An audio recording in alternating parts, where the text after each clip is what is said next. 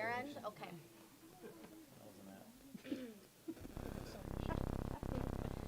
Jackie, are you good on? All right, we will open, go back to open meeting with a roll call. Present. Here. Present.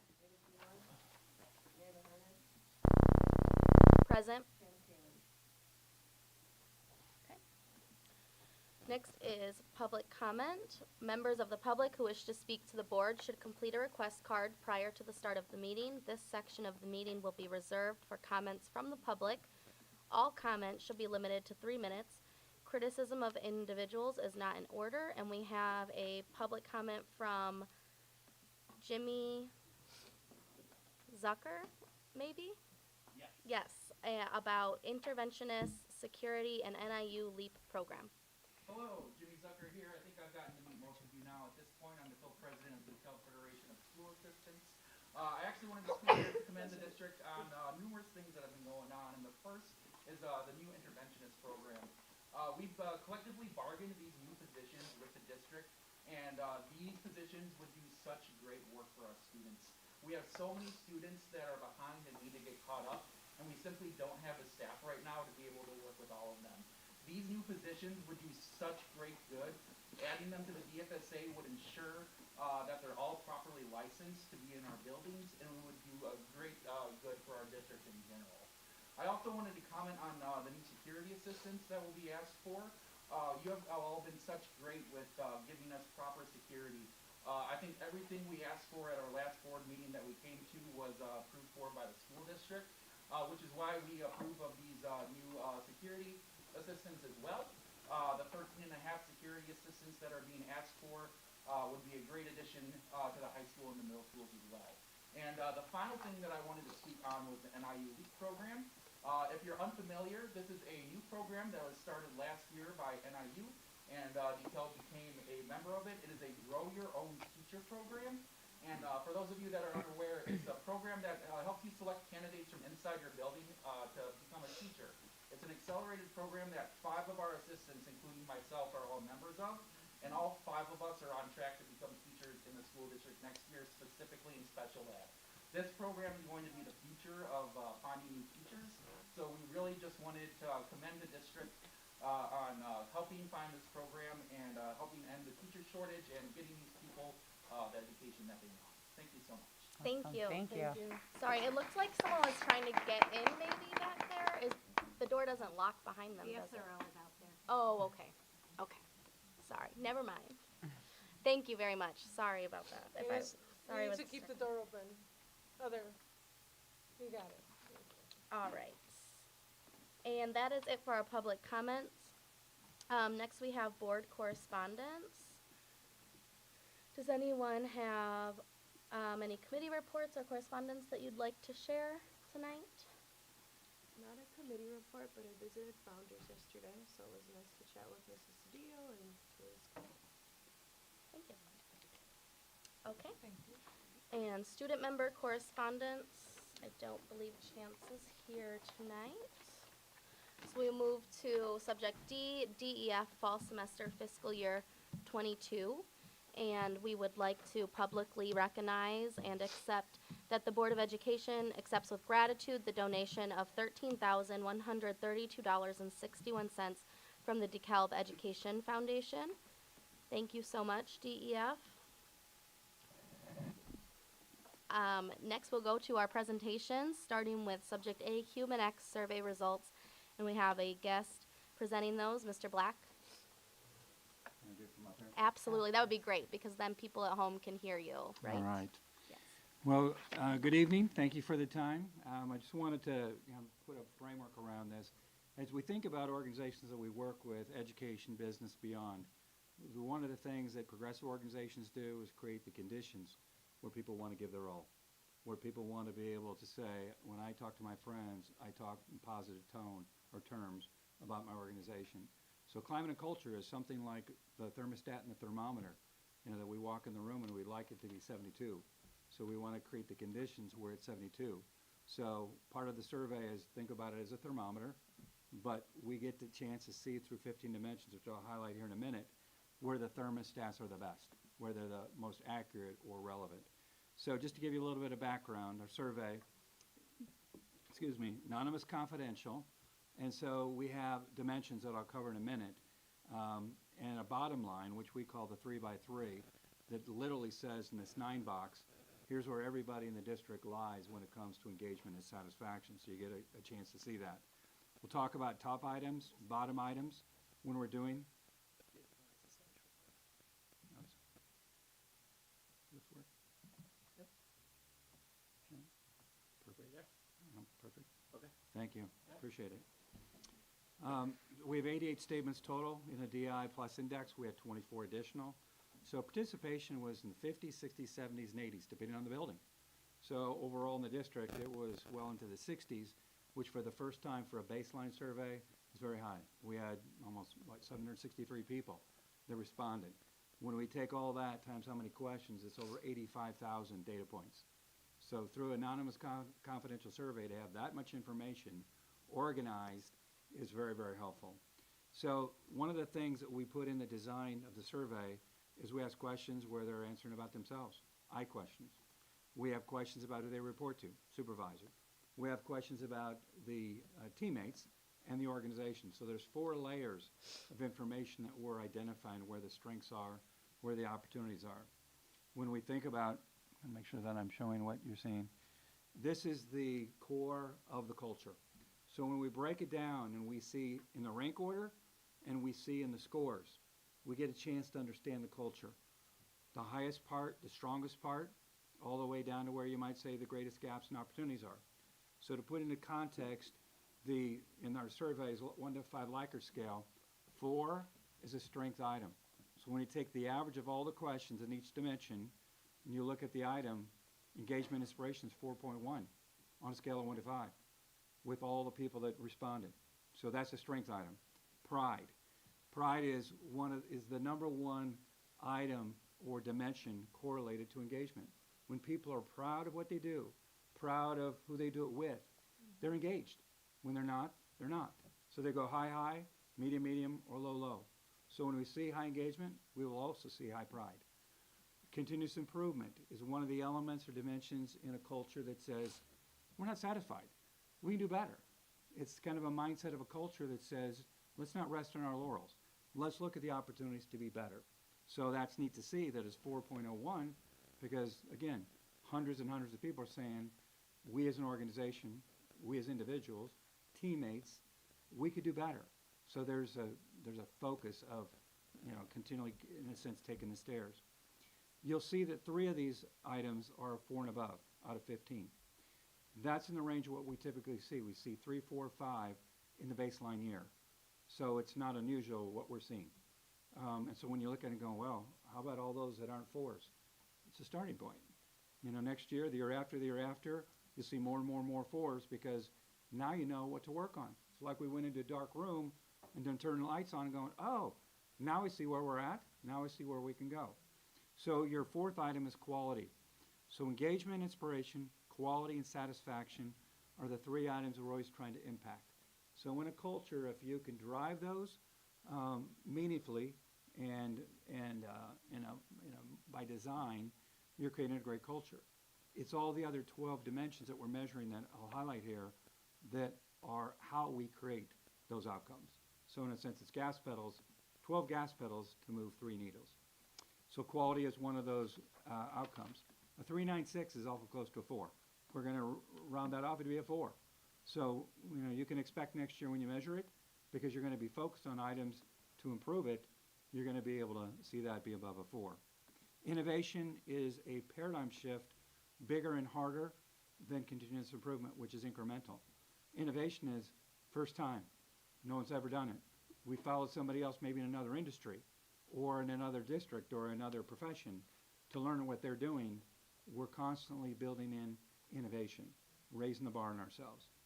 Communication, the good thing is, that's typically a bottom 3rd dimension.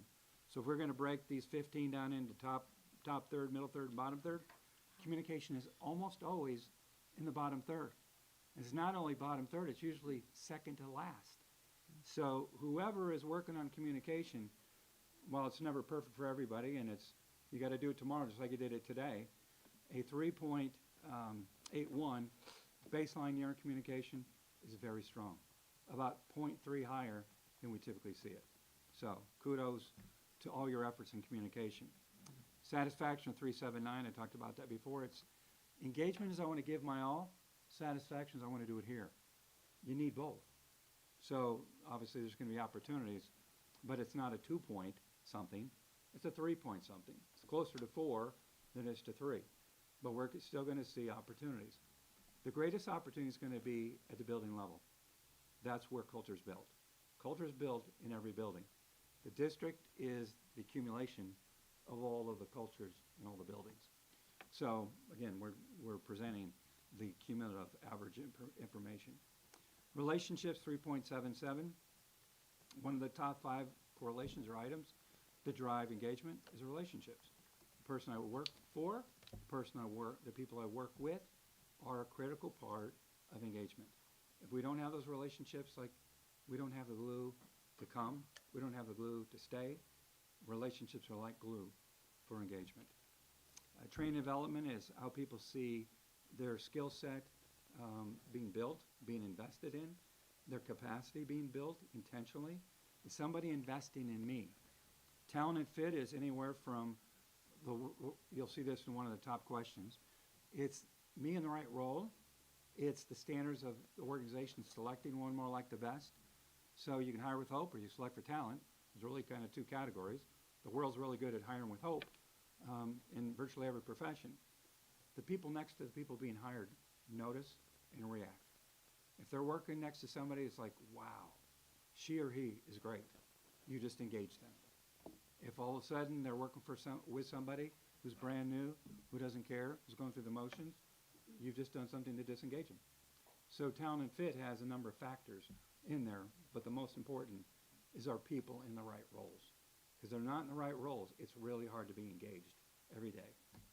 Next one is performance planning, which is always a bottom 3rd item, because the world is usually looking at a rearview mirror. Let's sit down and talk about last year. Most people are not motivated kind of in that time machine discussion. Like I can't go back 11 months ago and undo that.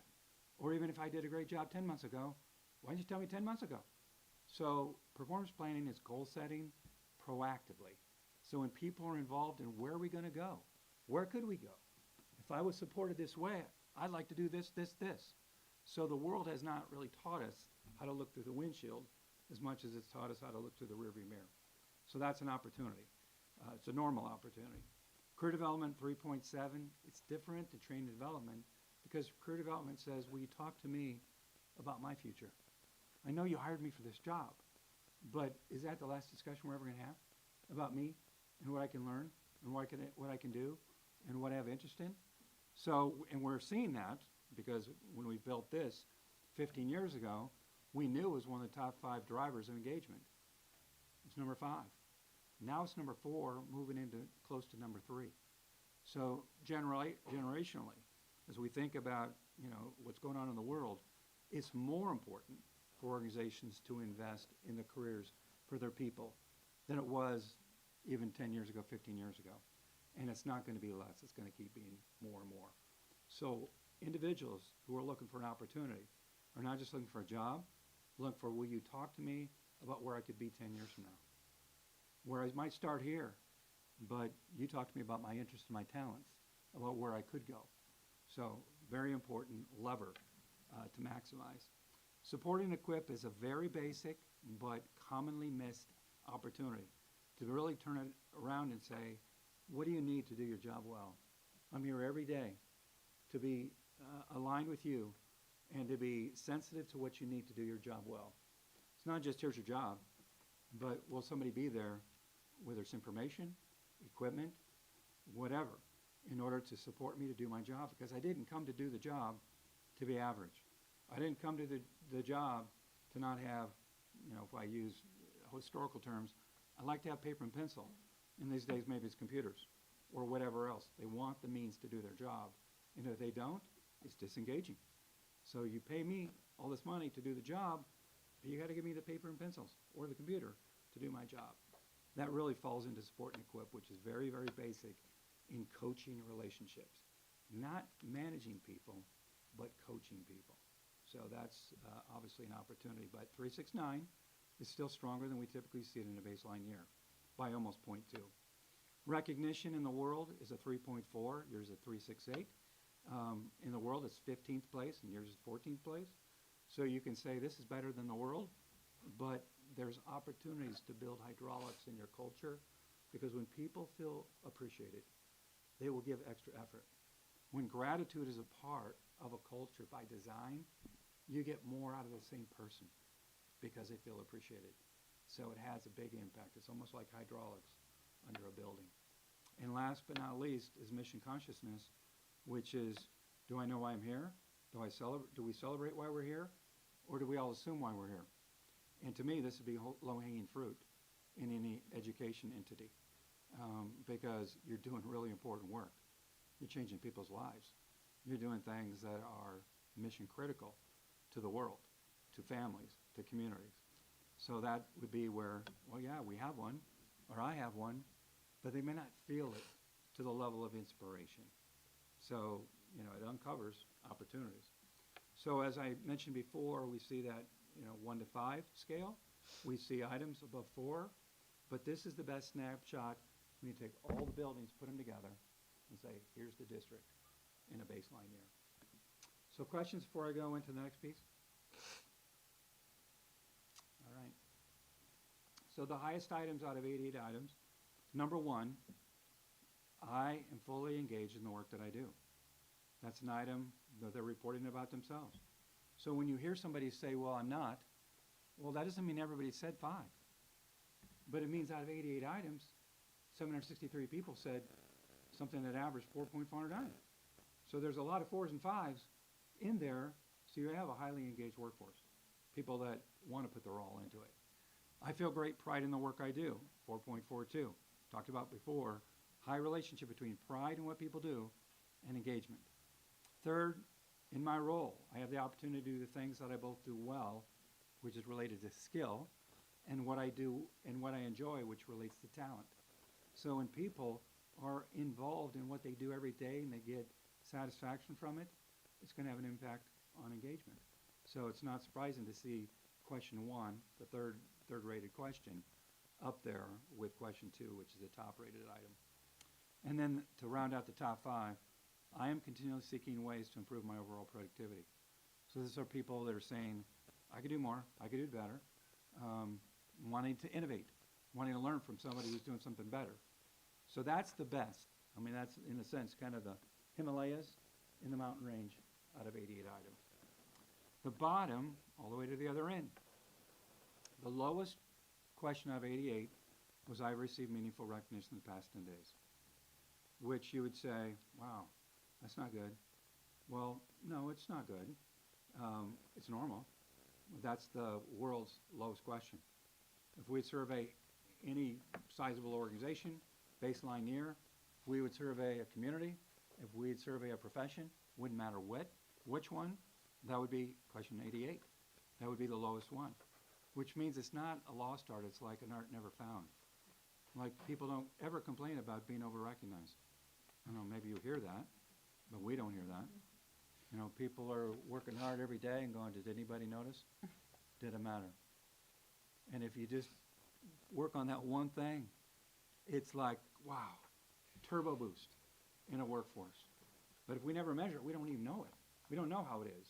We think or hope. But people are not good at doing this, and people are reporting, I'm not getting it. So there's a low-hanging fruit item. 65 is a very common bottom 5 item. I fill in on things that are happening in our organization. That's only one of the communication questions. There's others that are much stronger. But it's the opportunity to be able to say, well, was that a need or a want?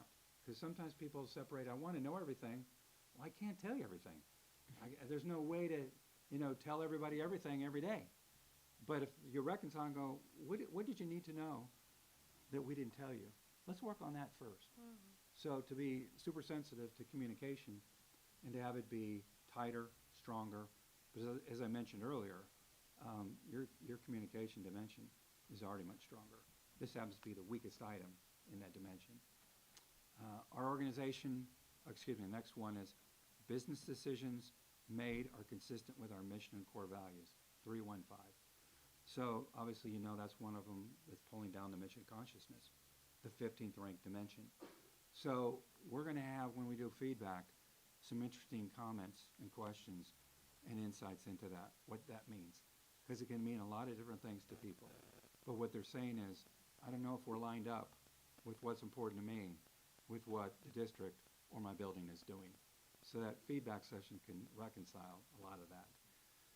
The next one is our organization selects the right people for the right job. Hopefully this isn't going to, people will still remember this in Chicagoland. It's like Michael Jordan playing baseball or Michael Jordan playing basketball. So people feel different if it's Michael Jordan playing basketball, and so did he, than when he was playing baseball. So you want everybody in the world to be playing basketball. Their game they're made for, not a game they're not made for. And so that's really what that question is reflecting. And people notice the one time when Michael Jordan is playing baseball more than they notice the 9 times Michael Jordan is playing basketball. Especially if they work next to a person who isn't right for that job. Doesn't mean they're not right for a job or a job in the organization, but it typically means that makes my job harder because they're not made for it. And I'm going to have to carry an extra backpack every day because I'm working next to a person who isn't in the right role. So people respond to that, and a 319 would identify opportunities. Second to last, I provided personal coaching for my supervisor. Believe it or not, in education, that's not done very well. In the broad profession, it's like you go do your job in your classroom. You know, I'm going to be left alone in my classroom. And a lot of times people say, I don't need a coach. What they typically mean when you translate that is they don't want to be micromanaged. They don't want to be told how to do their job. But if you said, would you like to be appreciated? Would you like to be supported? Would you like to be invested in? Would you like to be developed? They go, yeah. All right, that's what coaching is. But most people, even in the business world, are not in a coaching relationship. They're in a relationship where they're managed or supervised. So the world has opportunities, and you'd be normal in that sense. And the last question in the bottom, tied for fifth, our organization has a genuine concern and interest about me as a person. So we have more people that would say yes to this than no to this, but you have a large percentage that say no to this. That's why it's a low item. It's not the majority of people are saying no, it's just that you have the largest percentage of people saying no to that item. So there's people that would strongly agree with this question. There's just too many people saying strongly disagree. And that's almost always a relationship with the person they're working with or working for. So that gives you an insight into the highest and the lowest. And then the last thing I'll highlight, when we're measuring a culture, climate and culture, this is the clearest way you can see what's going on. And you can translate these numbers into behavior. So, you know, in my career, you know, almost 40 years doing this work,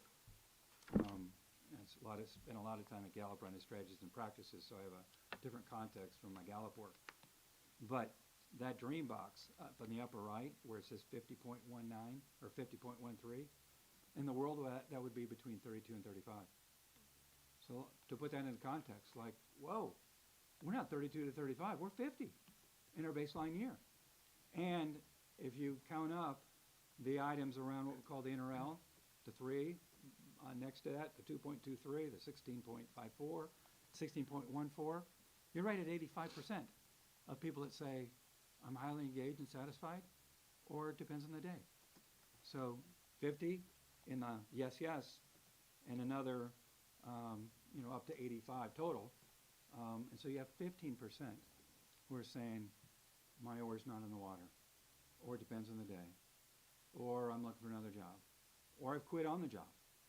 You know, that all that happens. But the behavior in the 4.59 in the lower left is very different than the feelings in the 50.13. So the good thing is you have a factor of 10x in the best place compared to the worst place.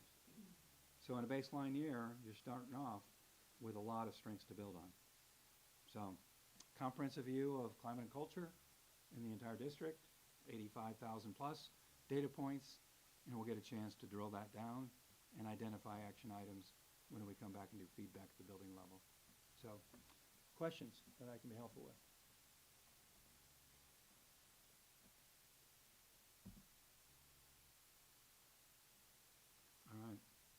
thank you. Appreciate the opportunity. Well, wait, I have one question. Sorry, Mr. Sure, go ahead. I'm sorry. Wait time, wait time. So Yeah. what, uh, hmm, doing this again in the spring, what would we, so obviously we have to determine, or leadership has to determine where to focus to help improve, but what do you usually see in a growth between those, kind of that time period? A few months, It'll really? depend, and the greatest growth will be at the building level. So there'll be buildings where, if I use 50 as a building, but we have buildings that are much higher and buildings that are much lower. This is your I see. average. So it's kind of a interesting dynamic that happens. Typically, the higher, they're the least satisfied. They know they can do better, and they work harder at it. So when you have buildings that are in the 60s and the 70s, they'll work harder. They'll be more focused on it. They're proud that they're the best or better, one of the best, but they'll be the ones most serious about working on it. That's how they got higher to begin with. So the best way to answer that question is who's been on the building.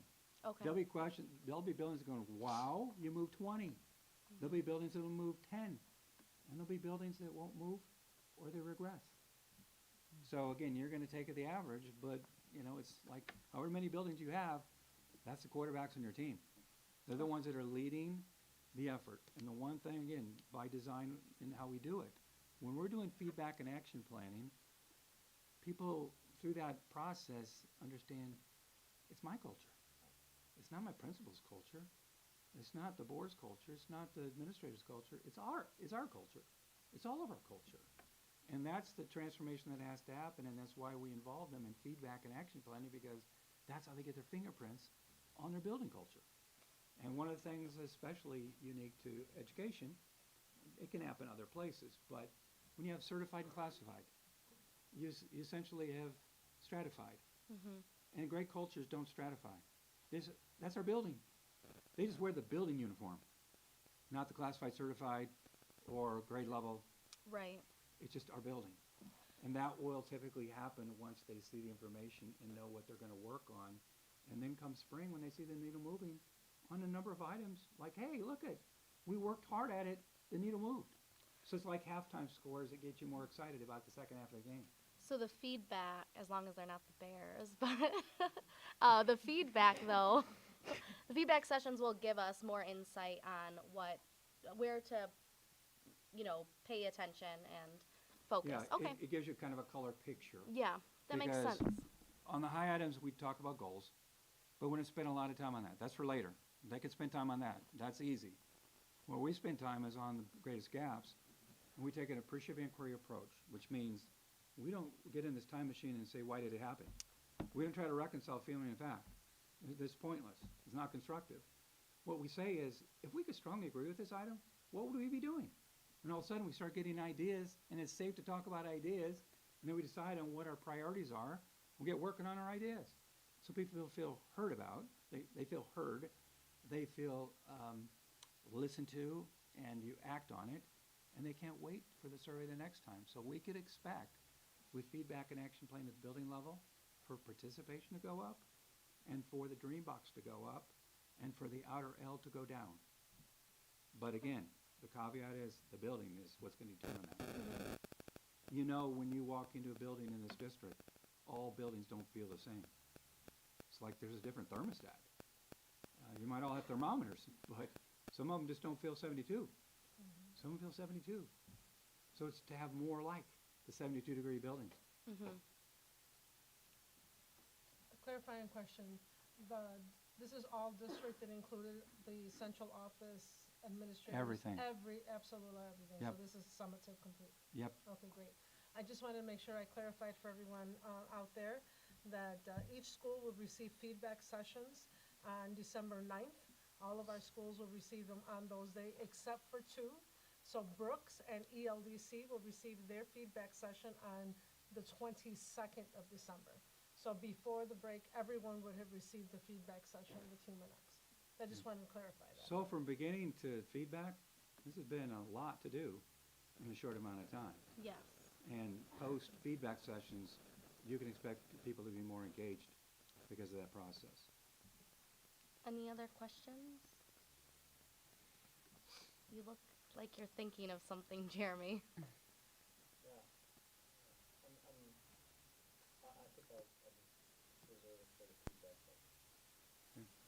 So we'll get more information after that? Is Yes. that, okay, that's. Yeah, because we'll get into our dashboards and document action items, and you'll see the accumulation of the action items. What I would say to answer one of your questions, talk about leadership, is there's macro systemic opportunities that would affect all the buildings, and then there's micro or local items that are unique to a building. Mm-hmm, You know, we will always be recommending you got to work on both. of course. Okay. All right. Thank you very Thank much. you. And Appreciate your time. thank you to all the staff that participated. We really, really, really appreciate that you were willing to do this process, and we hope to hear more through the feedback sessions. All right, so moving to our consent agenda. It is recommended that the Board of Education approve the consent agenda items A through G as attached. Is there a motion? So moved. Second. Roll call, please. Yes. Yes. Yes. Yes. And then moving to old business. We have the approval of estimated tax levy 2022 tax year, Cindy Carpenter. Pardon? Oh, is it? Okay. And the mayor's joining her. Yes. Oh, perfect, thank you. He's gonna kind of get his feet wet with, and with the tax levy, that's the perfect spot to do it. Okay, so just finish that. Yep. All right. So we were here back at the November 1st meeting. We had the information about the tax levy. That's included in the documents that are attached to the board agenda if you wanted to look back at that. But now we're here today to do the tax levy request. That's the next step in the process. So we're going to go ahead and go through our presentation. So let me get to the next slide here. Okay. Yeah, and we want to be on the schedule for the tax levy calendar. Today, we would need to approve the tax levy so that we can post it on the newspaper, and we have between 14 to 7 days before the public hearing. Our public hearing will be on December 13th, which is the next board meeting, and on the same evening, we'll also adopt the tax levy. We need to file in the county clerk office this tax levy. We have to be in person, and really the last day to do that is the last Tuesday of December, which falls on December 27th. But we're planning on being there The next day, much after earlier, the board like meeting. next, Yeah, we like to get that filed as soon as possible, so. So we are on schedule with the calendar. And the next one is really, we brought the assessed value of property types that make up our district. And our board members requested that we break up these tax extended levies for each property type that is generating the tax extended amounts. So as you can see, our property types that make up our tax base are very mixed. We have residential, we have industrial, we have commercial, and the good news, well, kind of the good news is that the residential only make up a little bit more than half, about 55% of the tax extended. We have the industrial, commercial, and the farm property types making up the rest of about 44%. So that would be the second graph in there. These are the actual numbers. This is coming from the EAV of 2021 with the assessed values. So.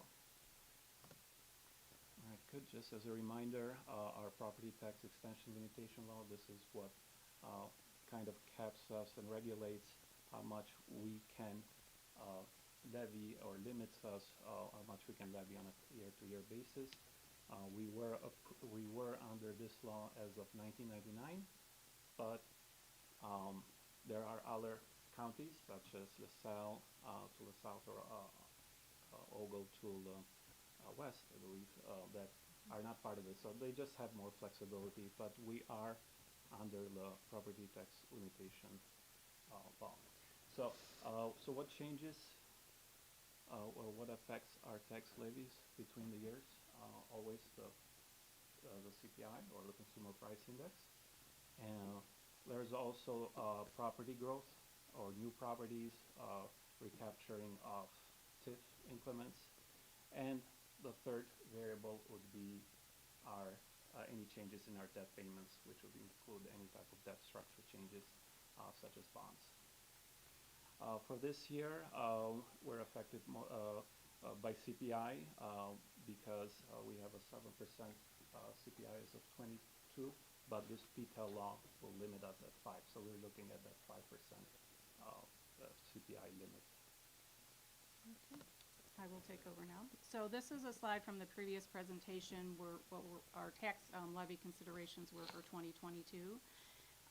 At that time, the assessor had given us some estimated numbers. We actually have new estimates as of November 9th, and those have been incorporated within our tax levy request, so I'll go through that when we get to that part. And then also wanted to just focus on the property tax relief grant. For fiscal year 23, $50 million was allocated. Every year, $50 million has been allocated since the evidence-based funding formula, except for 1 year, 2021, due to COVID. So, and we have qualified for that grant at 3 grant cycles. And we do still have, from the 2022 levy, a total abatement of about $5.7 million that we did last year, and then we're required to do it this year as well. And then for fiscal 23, we'll qualify again for this grant for a total of a little over $5.7 million, and we would be required to do an abatement of taxes of $6 million. We have to support that with our own operating funds of about $324,000. So this is good news. It's actually very good news for us at this time because it really is going to help us mitigate the increase due to inflation. So I'll go through those numbers next. So these are the estimated EAVs for 2022 that we just recently received from the county. And you can see here the biggest increase we saw from the previous estimates is that estimated new growth. Previously, it was at about 13 million. Now it's at 50 million. And the main portion of that is everything that's happening to the south of us here. I mean, right down the street, basically. We've got Facebook Meta. We've got Ferrara Candy, which had some additional new growth. Amazon, and then Worley Custom Manufacturing is another smaller development, but still had an increase in EAV. So that is where we saw that big increase. When I did receive these numbers from the county, that was my first question. Wow, what happened from October 9th to, or October 19th to November 9th? And that is exactly what happened in terms of that increase in new growth, which is good news, meaning that industrial piece of the pie we saw for the EAV is just continuing to grow. So here we have our actual EAV from the prior year, that $902 million we saw previous. And then we have our existing property EAV, which is basically the EAV before we put the new growth on there, just regular assessments that all the township assessors put on the properties. And so our total estimated rate-setting EAV is just a little over $1 billion, that's the first time I've ever seen that in my history here in the district. And so we're really getting those EAVs are growing nicely, mostly due to that industrial growth that we've seen recently. So the change in EAV from the prior year, about $120 million, if you include the assessments as well as the new construction, which is about a 13.3% increase in our equalized assessed value. So more math, sorry, but this is a breakdown of our tax levy based on these estimated EAVs for the various different components of the tax levy calculation. So that inflation number that we're capped at, that 5%, what we do is we take that and we times that by the previous year's operating levy extension. So that means about $3 million of our tax levy request is coming from just the basic increase in the extension due to inflation. And then we calculate an estimated operating tax rate. Then we look at how much we had in new growth. So if you look at this formula here, right on the top here after the $59,939,000, which was the prior extension, we have the 5% for the inflation, so about $3 million. Then the additional amount due to the new growth, that $50 million in new growth is about $3.2 million. So total estimated increase from inflation and new growth, about 6.2 million, or a little over 10% in the extension amount. So then we come up with our operating extension. Operating extension is all the funds besides the bond and interest levy and the recapture levy. Those are, they call them below the line. So then we look at our bond and interest levy. If we didn't have abatements, our bond and interest debt service on bonds for this next, it would be the 23-24 fiscal year. It's about 7.5 million. Basically, that's our payment for the bonds. And then we decrease it by the bond and interest abatements of 5.7 million. So our net bond and interest levy is about 1.7 million, which is about 0.17%. And then we have estimated recapture levy. They do not know this number yet. I did reach out to our county clerk, and they do not have this number yet, but I'm just estimating it'll be about the same as last year. So we'll see when we know that number. So that's that additional 313,000, which is about 0.03%. So then we get to the total estimated levy, about 68.2 million, and the estimated tax rate would be about 6.679%. And again, this is if these were the actual numbers right now, that is what the rate would be. But again, these are all based on estimates. We won't know the actuals until March or April.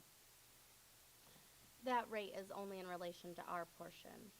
Our portion, yes. That is only our tax rate for District 428. Yes. Okay. So the tax levy request, and this page here excludes that property tax replacement or property tax relief grant, to give you just a perspective of what the impact of that is. So if we didn't have that additional $6 million for the fiscal 23 property tax relief grant, although this does include the fiscal year 22 abatement of the bond and interest levy, the increase in the total levy would be estimated at about 11.13%, about 10% for the operating levy. And the bond and interest, it looks like a big number at 51% because it's about 500,000 on a smaller number. So they're just based on the debt schedule. So, and then what we typically do each year is we will, we call it balloon the levy a little more, or give ourselves a cushion, because we're always working with estimates. And if something changes, or they realize there's more new property they need to put in there, we want to make sure we capture it. We can ask for as much as we want. We're only going to get what the calculation will allow us to get because of the PTEL, because of what we're limited to. So typically we would use like a 3% increase. We brought it down to 2% because I feel pretty comfortable that we've gotten the most accurate numbers from the county, especially knowing that we got those that new construction and new growth from Facebook and Meta and all those areas to the south of us. So what this request includes is the capture of the 5% consumer price index and the new growth. It includes the property tax abatement for the bond and interest, and then back to that estimated rate of the 6.6779. Prior tax year, that rate was 6.80841. So you can see that's decreased. But if you look at the like a tax bill for a homeowner that had a market value home of about $150,000 back last year, and you apply the 6.62% existing property increase, that's what the DeKalb Township Assessor has increased properties for in that township. And I use DeKalb Township just because that's the largest one. If you apply that increase in the EAV to that particular home back in 2021, the actual D428 tax bill would increase by about $164, or 5.5%, which makes sense in terms of that consumer price index as well. So this next slide here incorporates the property tax relief grant, the abatement of the $6 million, a little more than $6 million. So you can see it makes a huge difference in terms of what our tax rate would look like if these assessment values come through. But I feel pretty comfortable with the values at this point, where we would actually see almost basically no increase in our operating levy. So really what this is doing is taking care of the consumer price index and then some of that new growth as well. But we're still capturing all that during this process too. The bond and interest levy would be the same as the previous sheet. So our total levy would be about $62 million, about $764,000 increase, and about a 1.25% increase from the prior year. But what we need to do is request, our levy request that you see here is the same as the previous slide, because we have to request all the dollars and then the abatements come later. until we get the actual number from ISB, which the 3 years we've done this, we've never seen a difference. There aren't any changes, so I don't anticipate any changes. But that process, until we get the actual abatement process going, which happens in January and February, then when we take that to the county, and then they abate what we've asked for.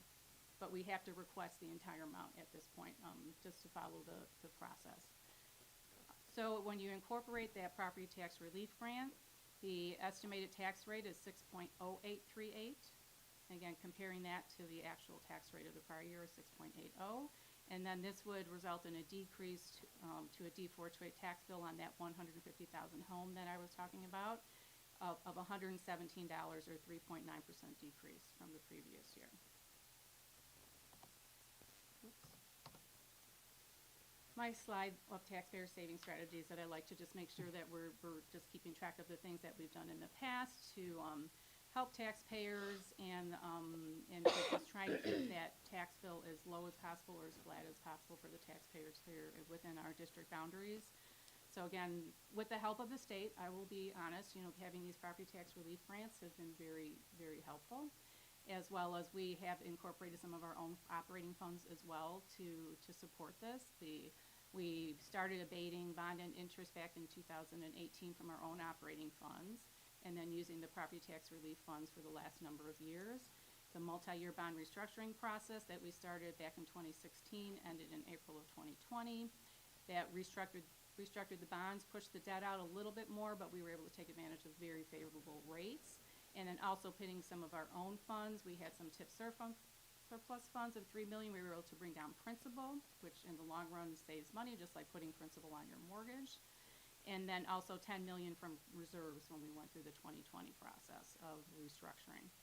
And then, of course, we did that permanent reduction in our 2020 operating levy, where the board chose not to take advantage of the CPI growth in that particular year.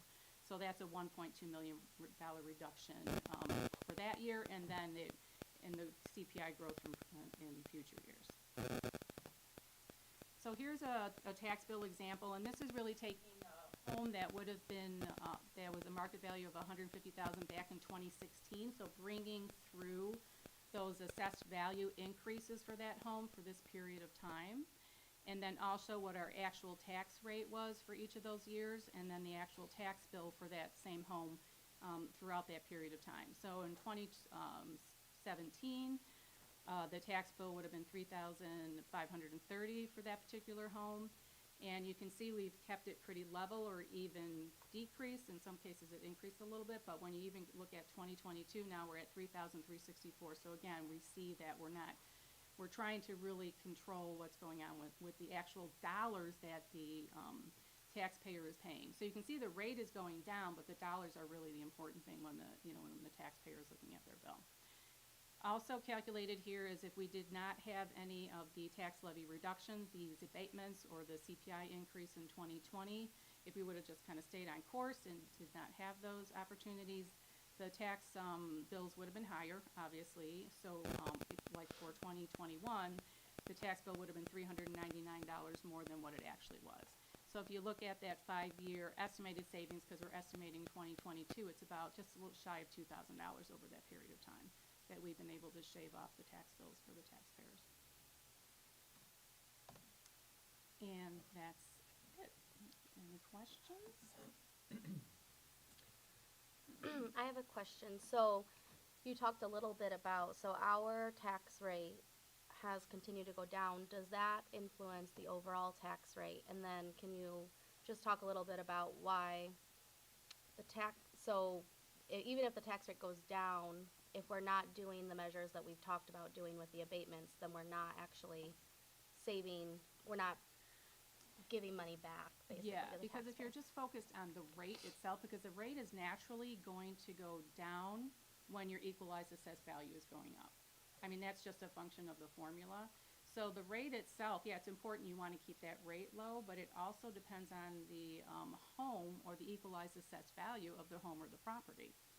So if their equalized assessed values are going up and our rate is going down, it sort of depends on, okay, is the equalized assessed value going up higher than the consumer price index, really is what's happening. And it has, so they're assessing the properties higher, so even though the rate's lower, it's being calculated on a higher equalized assessed value.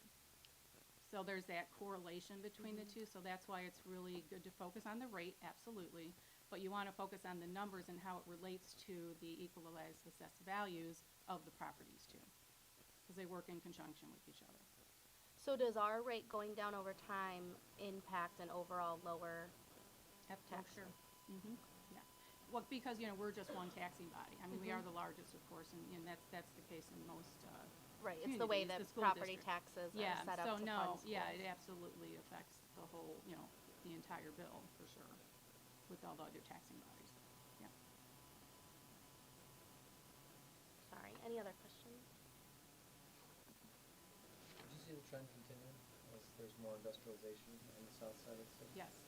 And again, we're only seeing pieces of like these Right. properties that are in, and I know Facebook Meta is increasing, and Amazon, actually and that one is in the enterprise zone, so we have those abatements that will be going on, the tax abatements that, we will give back to them. But that's, I think they're at a 55%, if I remember correctly. But even those increases for Facebook aren't, they're not fully assessed yet. Their full new construction hasn't happened yet. So they're not actually gonna do that yet this year. It'll probably be next year when we'll actually see those abatements coming through for those properties. So it should continue to shift more of the weight from the residential Yes. over to the commercial side. Oh, yeah. And moving Yeah, like I forward. said, that pie Okay. chart is gonna, residential may, go down to 50%, and then Right. industrial will kind of take up that pie chart. Keep watching that part of the pie. Yeah, and it really is a good diverse, base that we have, and that trend that we've seen. That's a huge Yes. thing for the people who live here, that's for sure. Yeah, absolutely. Thank you. Okay. So the recommendation is to request the additional 2% to balloon it. Yes. So it would be this one, the second, kind of on the bottom there. In the property tax relief grant, we don't know for sure that we'll get that again, but it's pretty likely pretty based on likely. where we've ranked. Yes, yes. We just have to, what we'll do at the tax levy adoption, which is December 13th, we'll also ask the board to approve us to apply for the grant, which basically it's truly just going into the system and clicking a button and saying, yes, we want it. And then we would be back in January and February with the abatement agreements.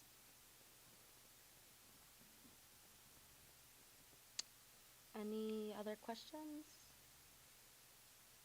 No, looks good. Okay, then we will, sorry.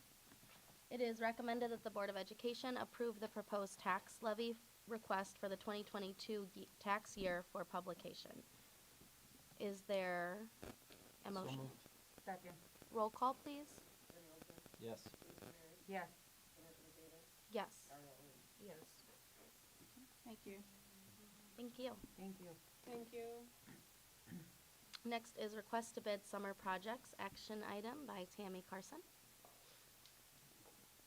Oh, I guess I can read it, because we've gone over it. It is recommended that the Board of Education approve administration to go out to bid for the following projects: seal coating and striping at Brooks, Cortland, Jefferson, Littlejohn, Tyler, and Founders; concrete asphalt repairs at Brooks, CRMS, DHS, Founders, HMS, Littlejohn, Malta, and Tyler; parking lot replacement at Malta; flooring replacement at Littlejohn and Malta; restroom renovations at Huntley Middle School and Littlejohn; and roof replacement at Malta. Is there a motion? So moved. Second. Roll call, please. Yes. Yes. Yes. Yes. Thank you. Thank you. Subject C is staffing request, PE .6 to .7 allocation increase at Malta. And this was brought to us by Deetra and Billy. It is an action item, and it is recommended that the Board of Education approve the .1 PE FTE increase from .6 2.7 for Malta Tyler PE Elementary Schools. Is there a motion? So moved. Second. Roll call, please. Yes. Yes. Yes. Yes. Subject D is the DCTA PAVE LOA, and this was presented by Deetra and Kyle. It is an action item. It is recommended that the Board of Education approve the letter of agreement between DeKalb Community Unit School District and DCTA regarding the completion of coursework and reimbursement for certification to instruct the PAVE course at DHS. Is there a motion? So moved. Second. Roll call, please. Yes. Yes. Yes. Yes. Subject E is the staffing request for annually employed substitute 1.0 FTE increase for ELDC, and it was brought to us by Deetra, Kyle, and Billy.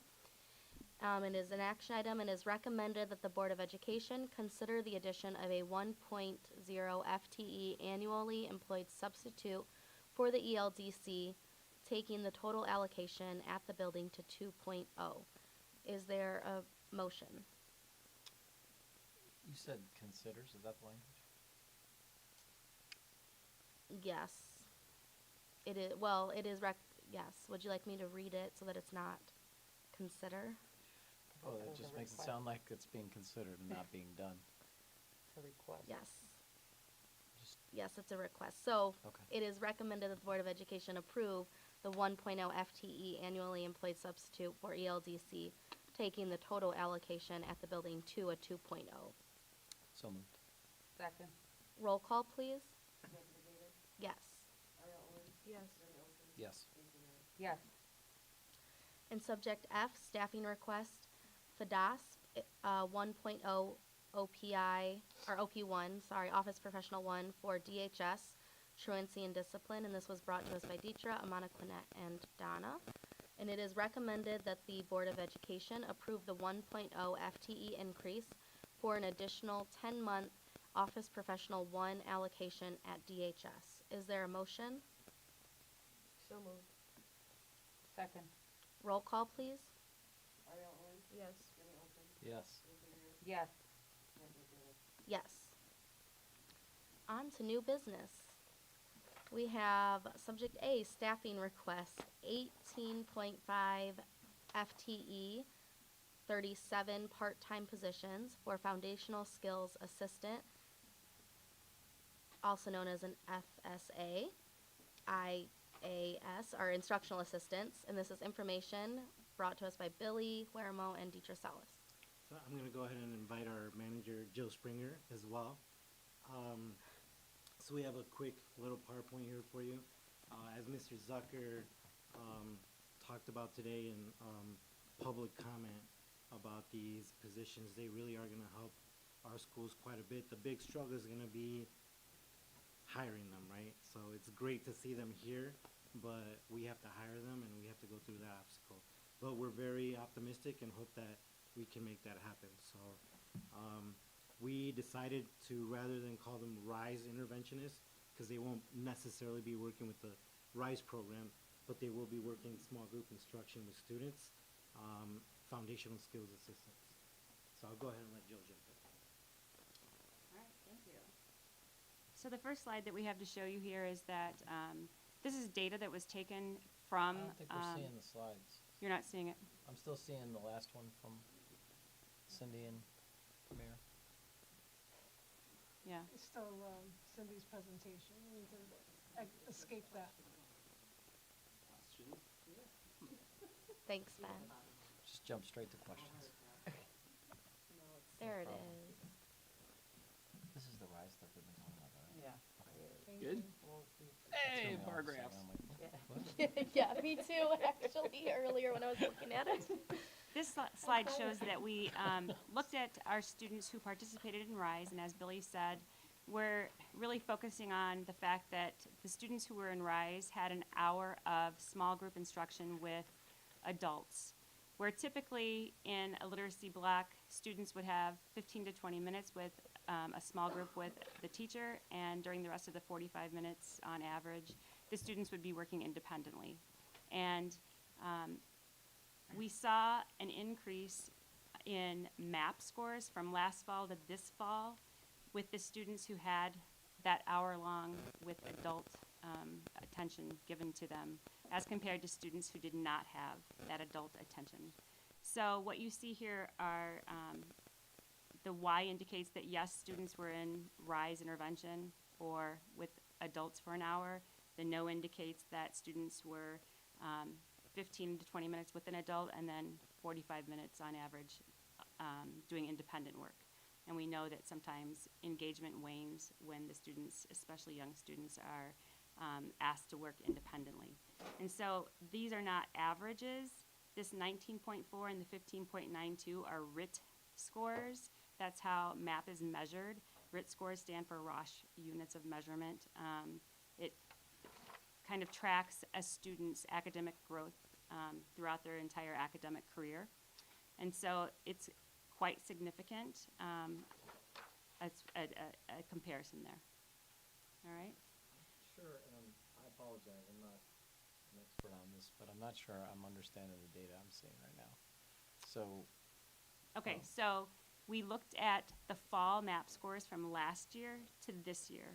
right, Looked at the same students from last fall to this fall. right, We looked and compared students who had the RISE intervention compared to them to students who did not have the RISE intervention. right, I get that, and so if I'm looking at this little grid, the 15.92, that's the score, right? On average, students who did not receive the RISE intervention Right, grew 15.92 RIT points. Students who did receive the RISE intervention scored or grew 19.4 RIT points. okay, So on average, About 4.5 3 points of growth more. Yes, but their RIT points are Significant. Significant. I well, understand. 3.5, but yeah. Yeah. That's what I was Sorry. trying to understand. 3.5. Can you describe for me and the audience at home, what, to me, that doesn't look like a big number.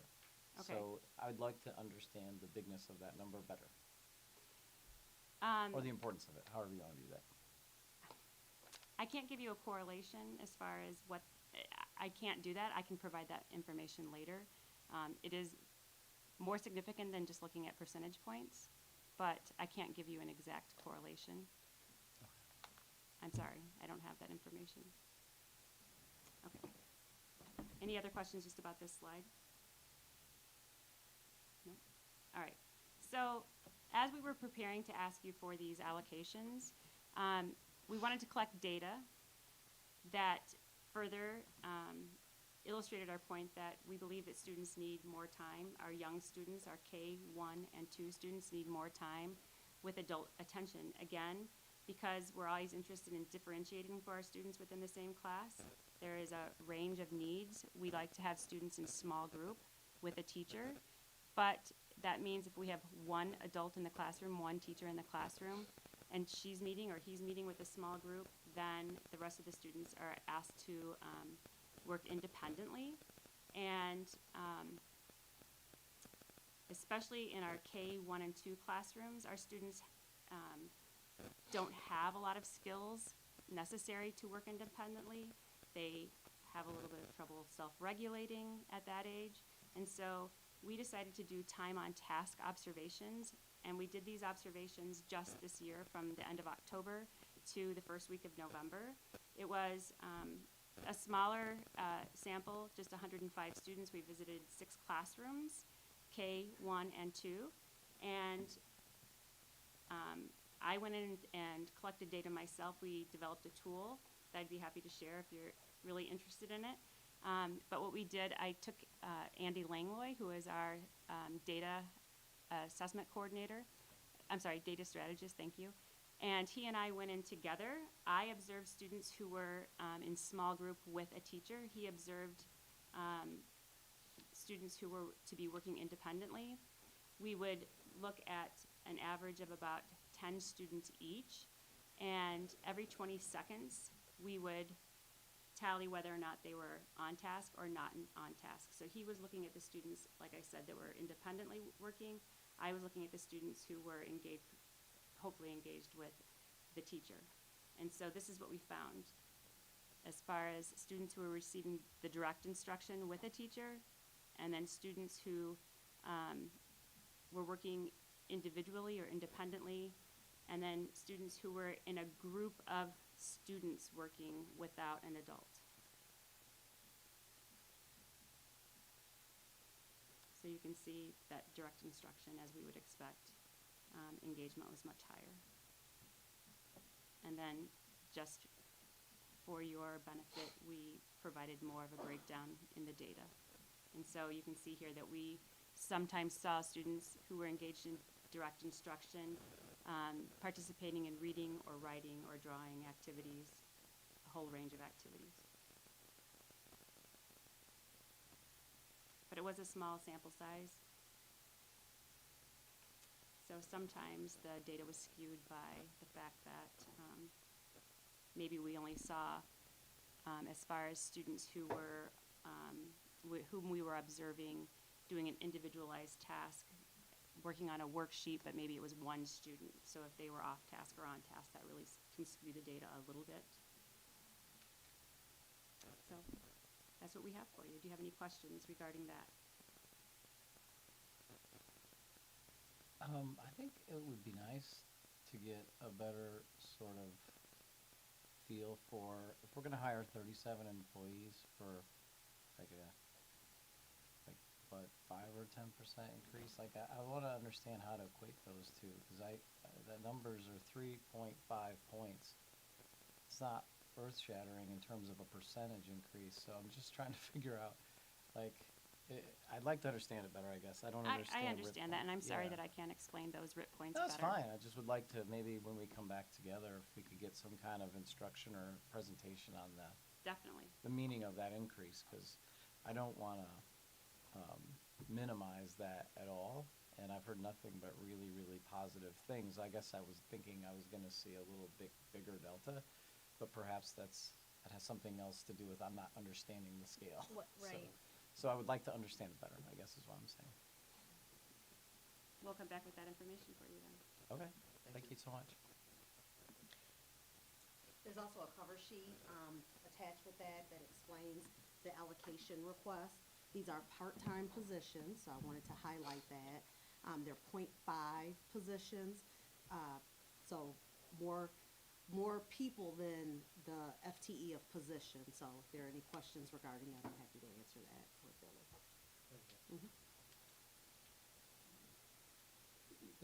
It's just 37.5s, right, pretty much across the board, or will it be a mix of those? I didn't look at that specific sheet yet. So the allocation is 18.5, because they're half-time positions, Right. but it would be a net of 37 people. Okay. They're half-time positions, so we were fortunate last year that we got retired teachers and some other folks that were just looking Right. for some time to work. So hopefully that will be attractive to those out there that are looking just for some hours to work, but not necessarily a full-time job. And it's currently being funded through ESSER funds right now. Correct. So fingers crossed in the hiring upon approval. Consensus to bring this back for action? Yes. Information action, maybe? Are you ready to move on this?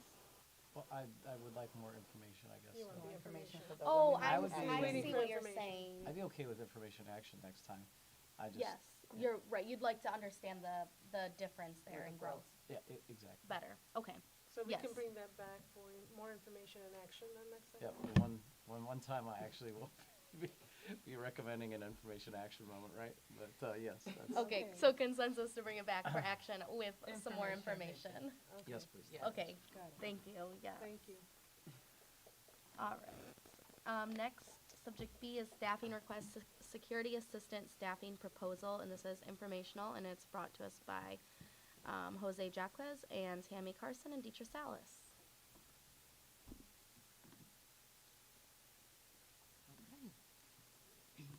So what we are bringing Can you forth. run the slideshow?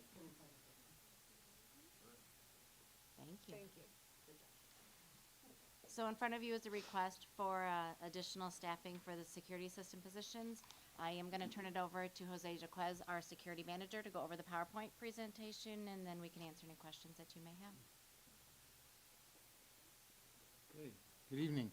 Good evening. I'm going to try to get through this as quickly, as thoroughly as possible, both. Because as you will see, a lot of the issues are the same across the three schools. Currently, we have the security staff at what I would consider the minimum, even below minimum, what can be expected. And I'll explain why that is in each school's case right now. First, the building layout for Clinton Rosette is very disjointed. It's kind of hard to see down any classroom aisle more than 2 classrooms, and there's a lot of them.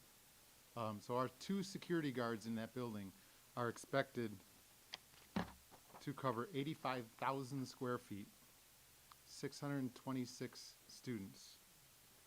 We're looking for four and a half.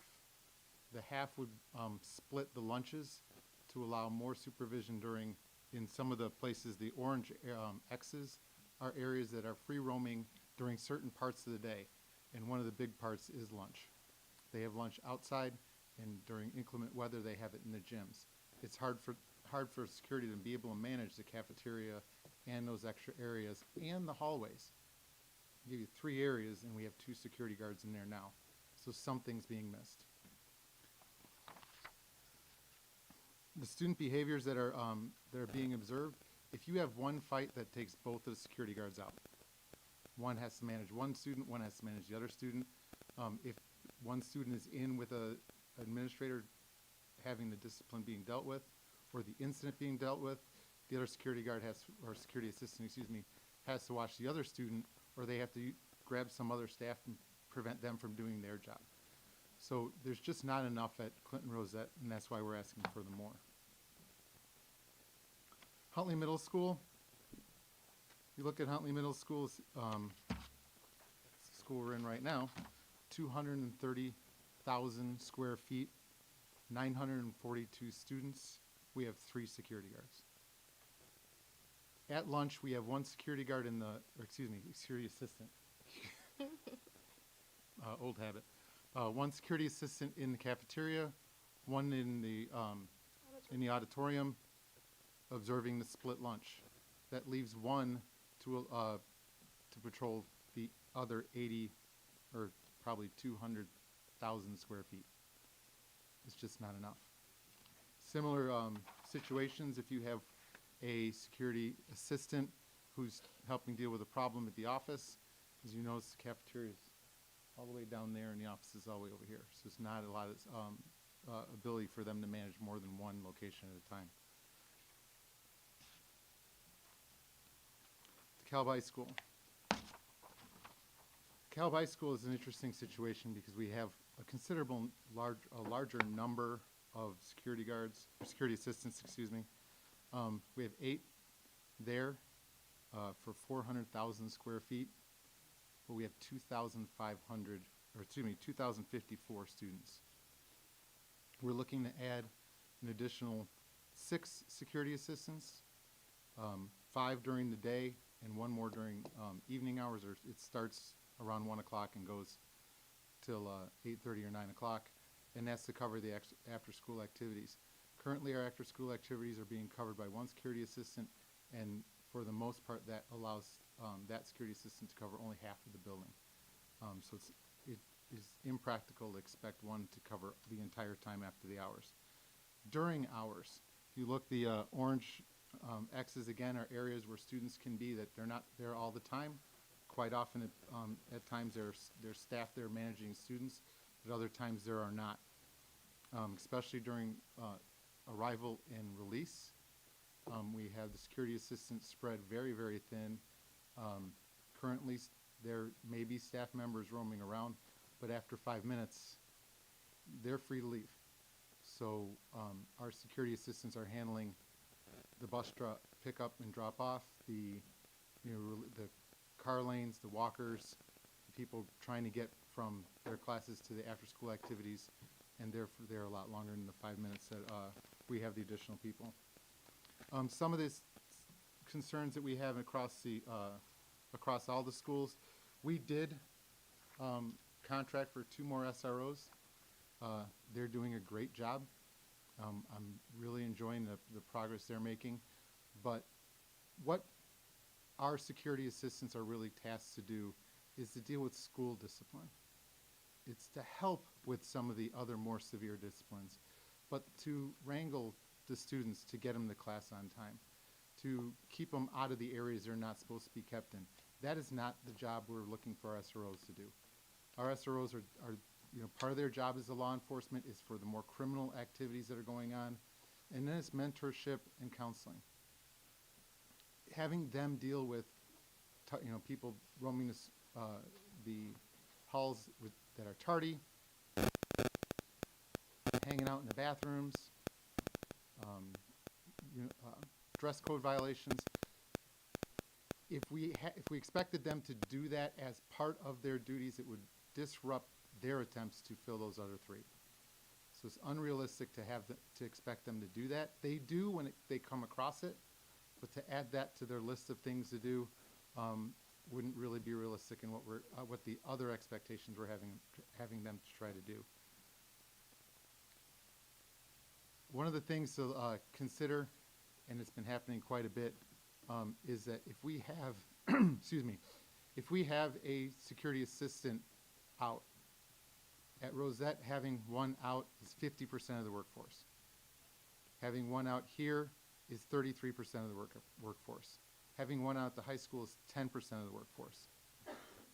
At any industry whatsoever, you lose that percentage of the workforce on a day, that workforce becomes ineffective. It's too small of a group. Any absence creates too big of a problem. Increasing the numbers in the manner in which we want will have us have enough of a cushion that yes, it's still going to be felt, but not to where it takes it out of the ability of being effective. Some of the things we've already done, excuse me, I haven't been able to keep up. Some of the things we've already done, we have a written job expectation for our security assistants.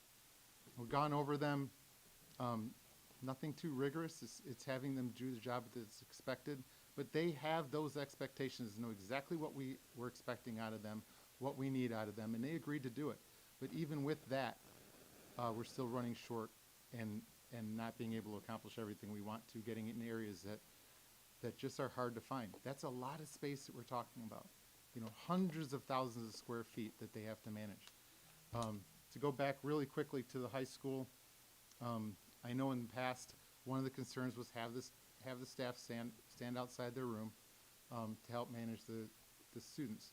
Well, we have the doors locked all the time, so sometimes they can't manage both inside the classroom and out during passing periods. In the high school, the major unstructured areas are not necessarily by the classrooms. The locker bays, the cafeteria, the long hallways that they have to deal with. Teachers can be there, but they're not going to be near where the students are hanging out. So that's another thing we want to consider. One more, sorry. We changed the call-out procedure at the high school to more match the middle schools. Instead of using our security assistants to run and get a student who has to go home for an appointment or anything, we're actually calling into the classrooms. It was an adjustment period for both the staff and for the office staff and for the teachers, but they've been negotiating that pretty well. We've even managed to get the PE teachers all radios so that while they're out in the field or out in the field house, we can call directly to them. So we're not using our security assistants. They're supposed to be managing the hallways, running to get students. We've also altered the schedule of a couple of our security assistants at the high school to give us some coverage after school and one a little earlier in the day. When it comes down to their ability to do their job, we've provided them some online de-escalation techniques. I know we're on the list for CPI training with the limited number of instructors. We're trying to get them as fast as we can, and Kyle's helping us out as much as he can too.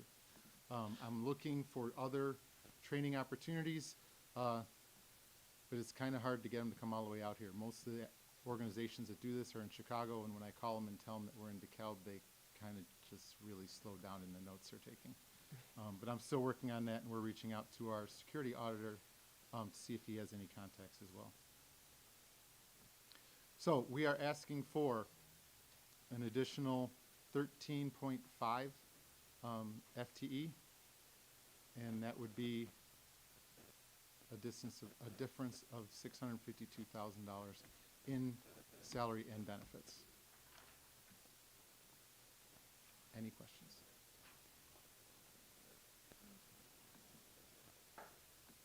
Are there any grants that cover this kind of hiring? I actually, just today, I went on to a grant finder through safeschools.org, and all of them are closed right now, but I put my email You're in to looking. get notified when I get them. Yes, I have been looking, and I through a webinar today, I found that finder app, and I'm trying to find any sources of this money we can. I think we'll have Mike Trevelyan take a look and see where else we could find funding out of all of the grants and different titles that might be able to support this. So I think that might be a way to be able to do that, although we can use some of that ESSER, but ESSER doesn't automatically mean that they'll be there forever. So we don't want to perpetuate anything we can't, continue to support. And here's the thing, this is the dream plan. It doesn't necessarily mean that the whole dream gets approved. Like what would make sense as well. Sure. Okay, so a couple questions just to educate myself a little bit. Yes, sir. I think,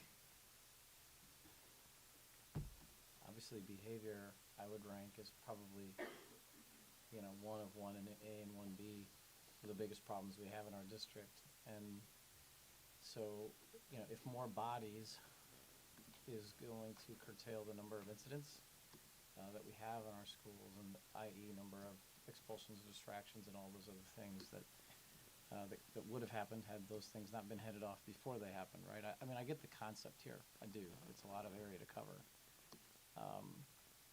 But it's also a big nut. $652,000.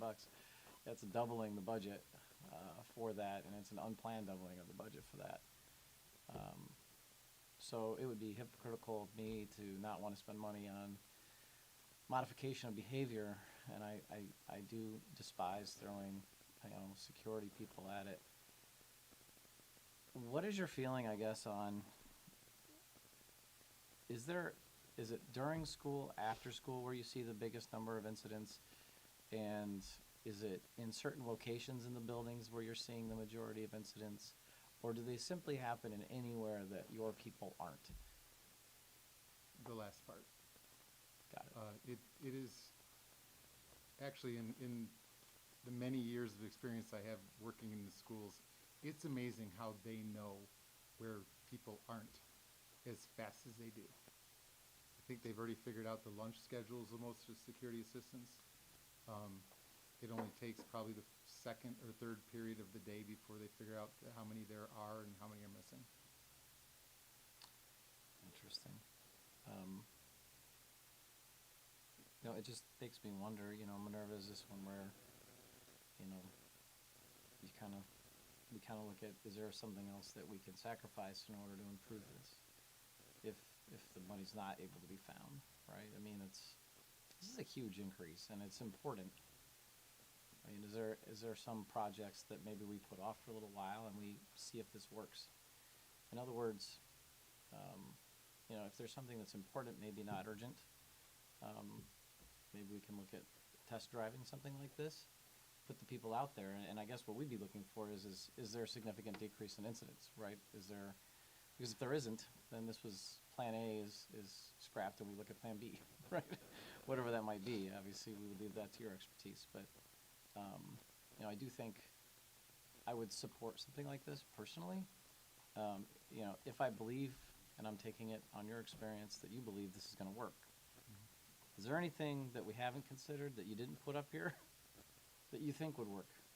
I think not at this time. We haven't.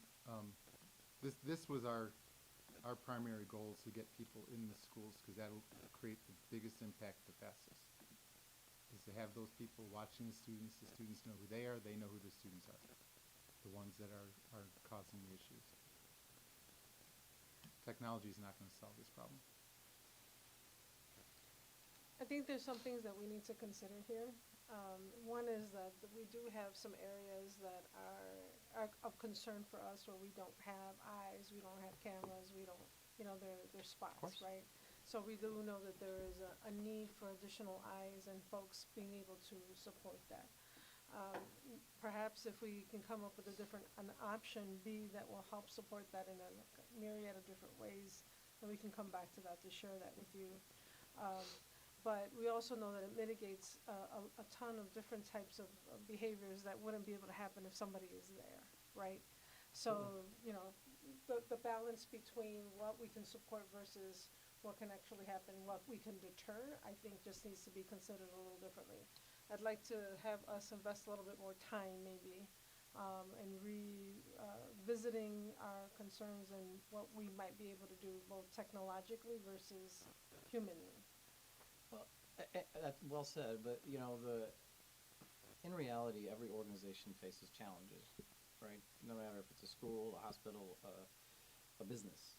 And in those cases, right, sometimes you have to shift priorities. And, you can't run any reasonable budget by just continuing to add to the budget. So if there's an opportunity to address something that I feel is probably got to be number one on your list right now, at least if not number two, then perhaps I'm just saying there should be some kind of thought to the allocation. Maybe we don't get to pave all the driveways this year that we want to do, or whatever that happens to be. But I think we owe it to our taxpayers. No offense, Tammy, I see you over there. Like, I know what's coming next. That's why you got to be the example. But no, I think the taxpayers need to be able to see us being fiscally responsible, and these are things we should be able to pivot on and be nimble with. If it's not necessarily a life-changing thing that we set aside for a moment to address something that clearly is urgent. So I would just ask for us to give consideration to that. But I do think it's probably necessary. Does anybody else have comment? Okay. Other than like keeping control of like obviously hallways and situations of obviously concern, what else do the security support with other than like lunchroom like getting students to classrooms? Are there particular things or ways that we're maximizing the way that we're utilizing our securities so that we can be the most effective? I know that we're like obviously down some staff numbers, for example, like we're down a dean at the high school, right? Are these securities in any way supporting like those positions? Because I know that obviously we're right now hiring, or we just approved to hire an administrative assistant, for example, right, to support with truancy and other things. So how can these positions be of support to other positions that we may be down in, as we are in the process of possibly hiring, and like Jeremy said, of maximizing what we currently have, adding on to that in a way that is productive and in a way that allows us to see bigger picture when it comes to supporting other than just, and again, I understand the needs, right? So we understand the needs. We're not saying that it's not of importance, but just trying to see how we can maximize this in a way that allows us to see that we're investing other than, this is a big chunk of money, on more than just getting the students to behave, if that makes any sense. Actually, you just reminded me of something interesting. So that was a really good point you made. And so my next question would be, of the schools that we're looking at doing this in, which is really the middle schools and the high school, which it feels like you're almost intimating that the middle schools have probably even a larger need, or would you say it's more the high school? In other words, if you had to pick which one was the worst need of more bodies, which one would you pick? I think the middle schools are in dire need just to keep their head above water. The high school needs them to maintain their efficiency. So you're thinking about putting 6 additional headcount at the high school, right? And then looks like a total of 12-ish in the middle schools? 12 and a half, yeah. But what if we also, just as a thought, No, what's that? Can you go back it's a 2.5. slide? It's just 7 and a half. at Oh, the middle total. schools. Oh, they're moving from that to that. yeah. Okay, yeah, okay, I was reading that wrong.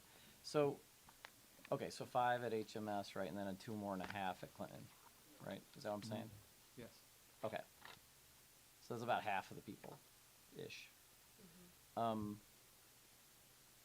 what if we were to, instead of just doing a one fell swoop, what if we were to sort of step into this and scale it up and say, okay, let's go to our worst school and let's go with the exact number of bodies that you think is what you need and let's just do it. And then let's monitor it for a semester or even just a couple of months and just see, are we seeing the impact, right? Is it really doing what we think it's going to do? And if it's having a tremendous impact, then I think it's a no-brainer for us to just want to move and do it across the board. But to just, because once we hire this many positions, then what if it's not working, right? And we just spent $500,000 on it, and now we have all these people who have a job now that really aren't getting the job done. I don't want to fire those people. We just gave them a job. So at the end of the day, I'm a big fan, and whenever you know this, I like to step into things when we can. And I would be completely supportive of something that allows us to do that. Or scaling up. And just scale up. So whatever the school is that's So having the starting most coverage issues, if we just start there and let it run, and if you see right away, come back with some data. It's like, look, we've dropped incidents 50% in the last month at this school. Well, I think us and the taxpayers will be listening. That's a fair question. That's a fair request. Yes, ma'am. We can come back with a new recommendation, matching note, like either time periods but we'll start small in one school or possibly two and move up.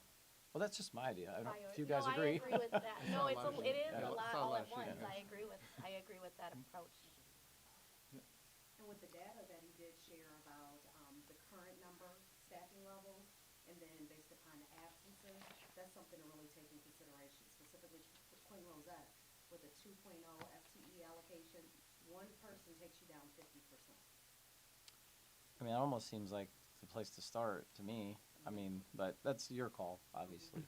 But Yep, we'll go back, we'll take the same information and data and reconsider based upon a variety of factors, and then come forward with a different. or you could even, I wouldn't even mind seeing I'm sorry, we're just spitballing now. Right. I wouldn't even mind seeing like 2 at each school, right? And just see the impact that those 4 individuals have on those 2 schools, right? That's what I would think would be really nice for us to see, right? Because our incidents have been high, we know that for a long time, and compared to other districts even in some degrees. It would be nice to see if just having someone standing there, right, and there's lesser incidences really does reduce that number, overall. I'd be curious to see.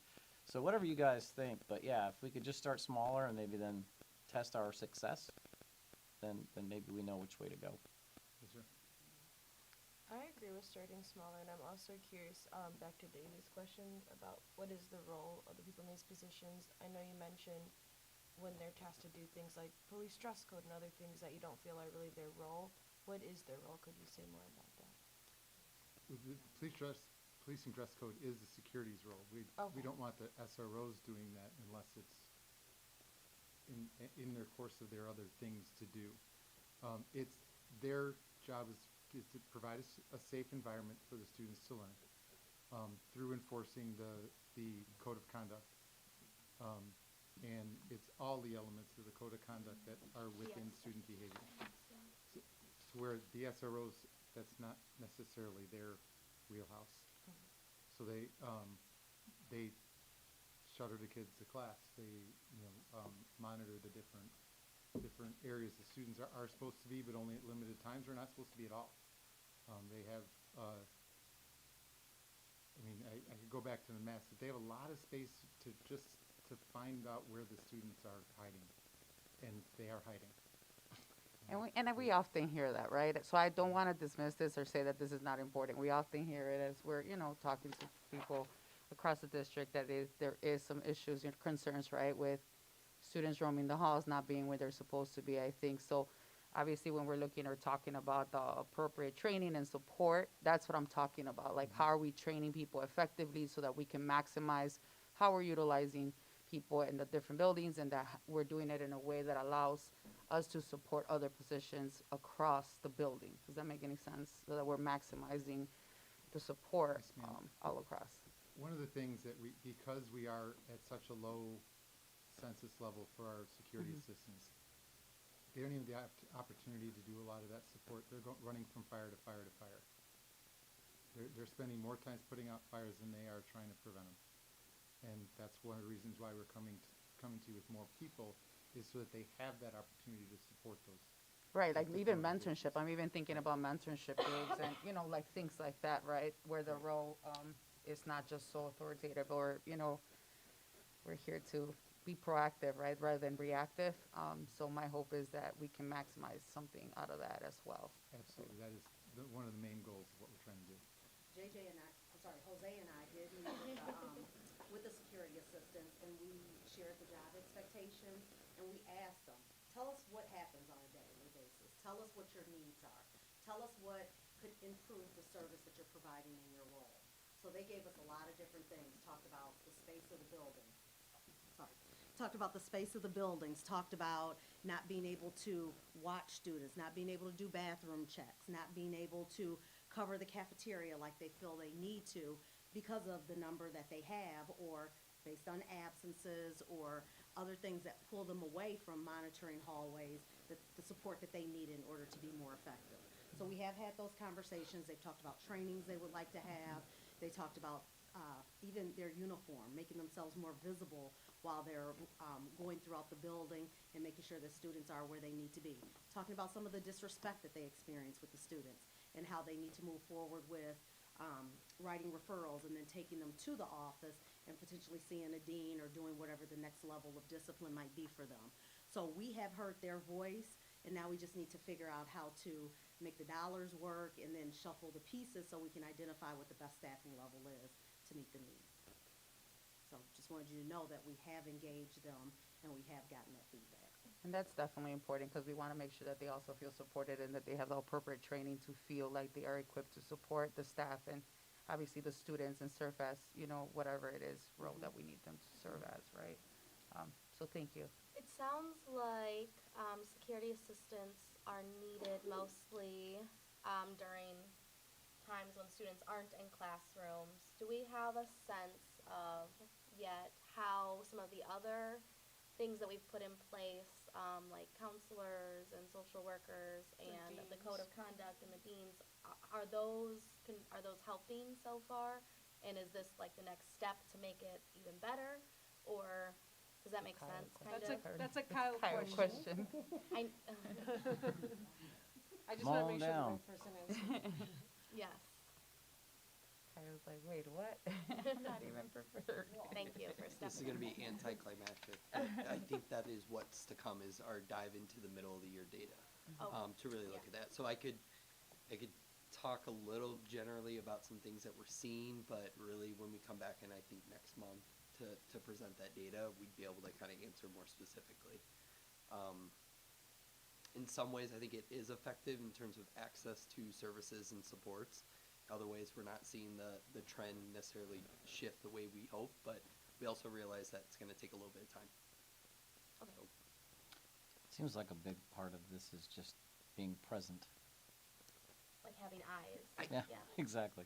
It's If not they're my hiding from you, presentation. then that means that they're probably not doing something when you're That's standing true. there than when you aren't. So But I think there's different facets to it. There's direct work with students, and then there's the physical safety supervision and preventative things. And I think And I have heard, and I also want to commend, I know my daughter actually attends Huntley Middle School, and she told me that there is, some mentors or securities that were recently added, or just people here that were added, and that has made a huge difference because they're connecting with the students, and I guess it's NIU students or something. I don't know if they're volunteering here or something along those lines, but it's been like, or again, I don't know if it's just necessarily security or mentorship that they're offering here, but it's made a huge difference from the impact that she has seen as a student, and she's like, people love them.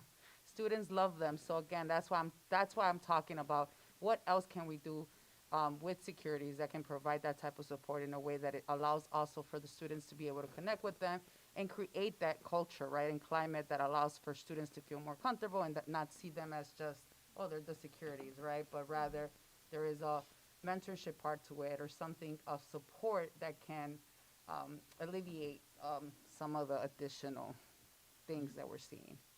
do they get like de-escalation training and things of that nature? Yes, they do. I assume, right? Right now, some of the security assistants that have been here for a while, they are CPI trained, which includes that type of training.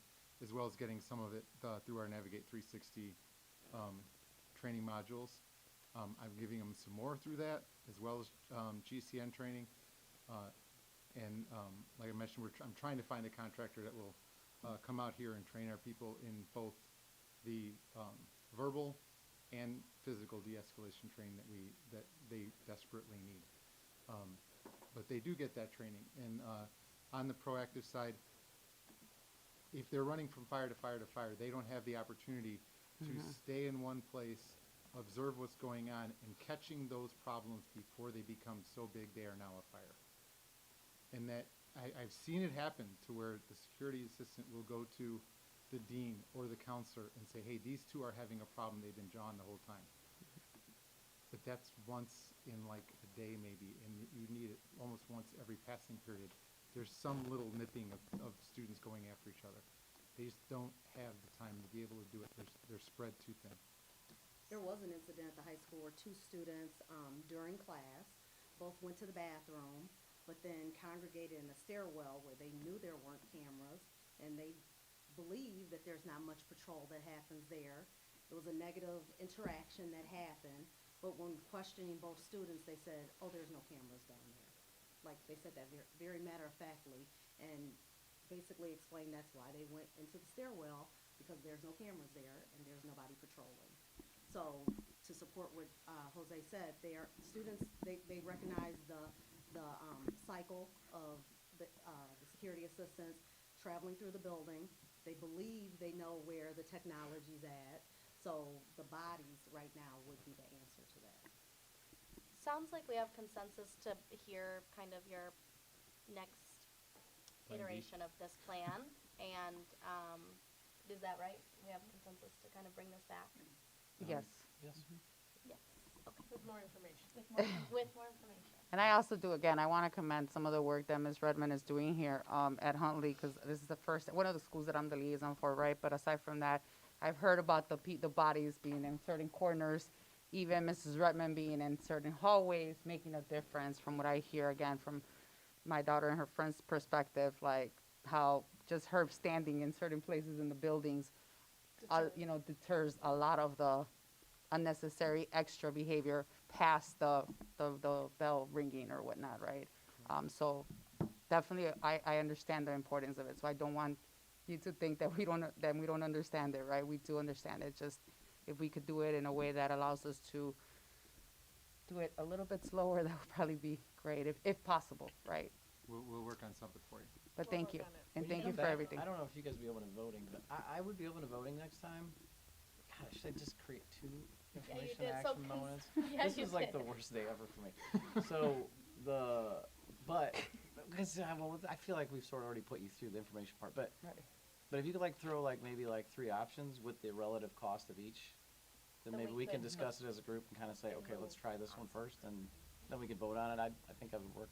No. Yeah, I'll be so good with that as well. consensus to bring it back for We're gonna hear from Kyle next meeting possible too, action. right? Because I would like to hear more about that and the impact. Will that be in the Hearing next more one? from Kyle next time. No, I think it's for the state of the district, right? Because I Okay. kind of would like to hear more about that before I make decisions on this. But You want to hear more on the code of conduct and how that's. yeah, and just the impacts of that. Okay, we could do that. We'll share some data with you. It's a good point.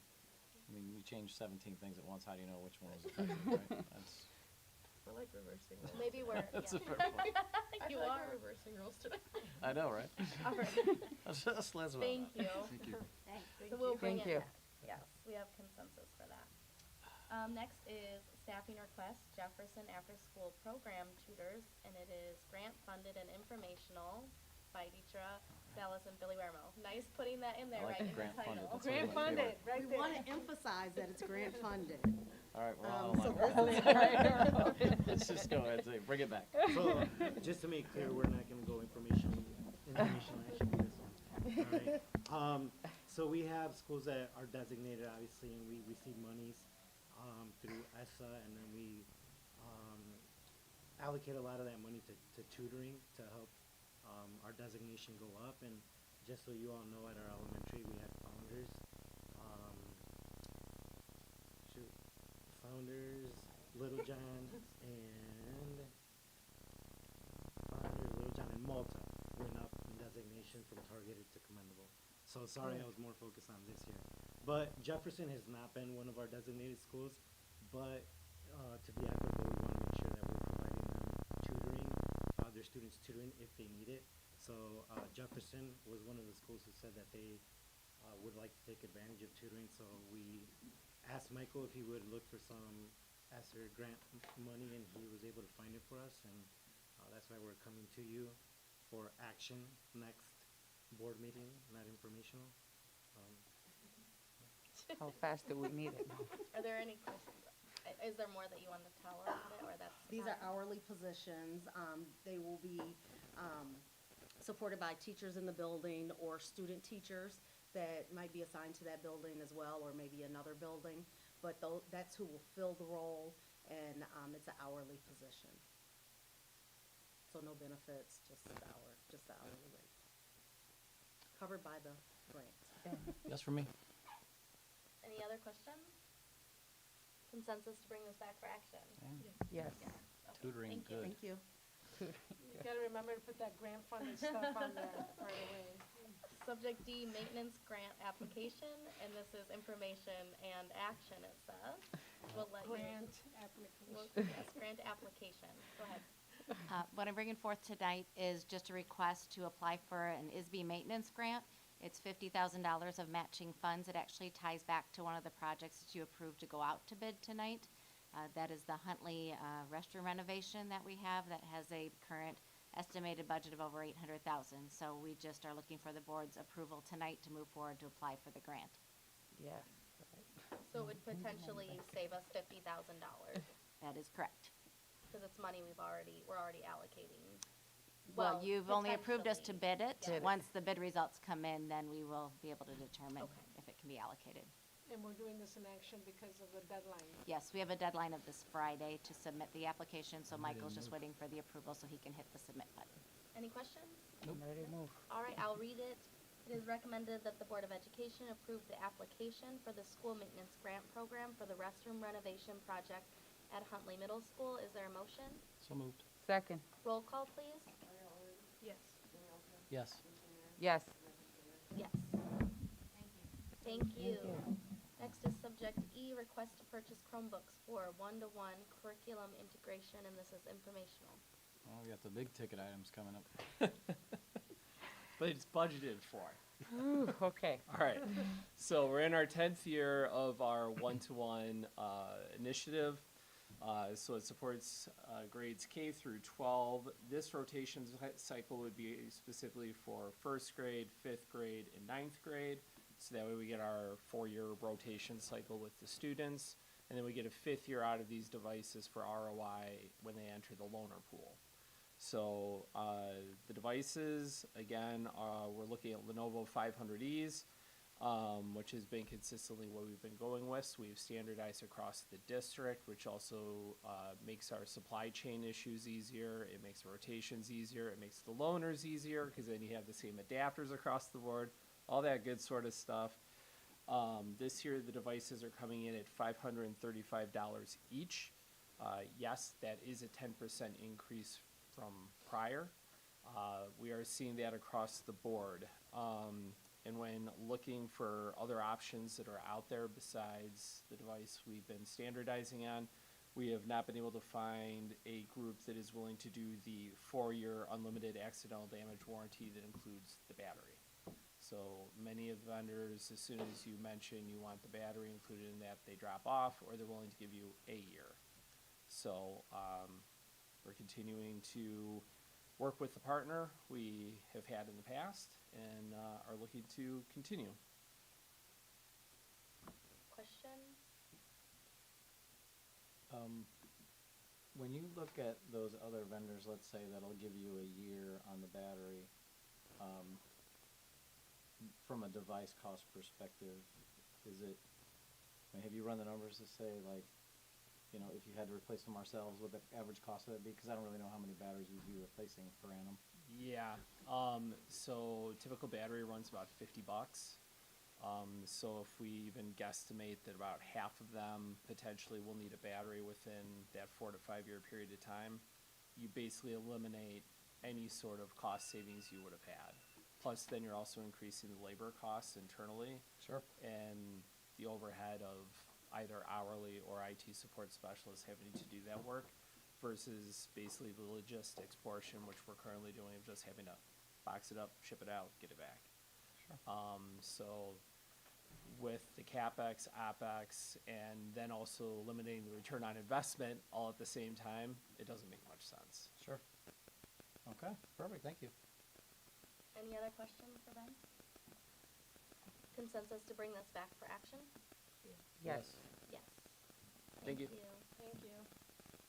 All right, subject F, 2023-2024 academic school calendar. This is informational, and Dr. Minerva Garcia Sanchez.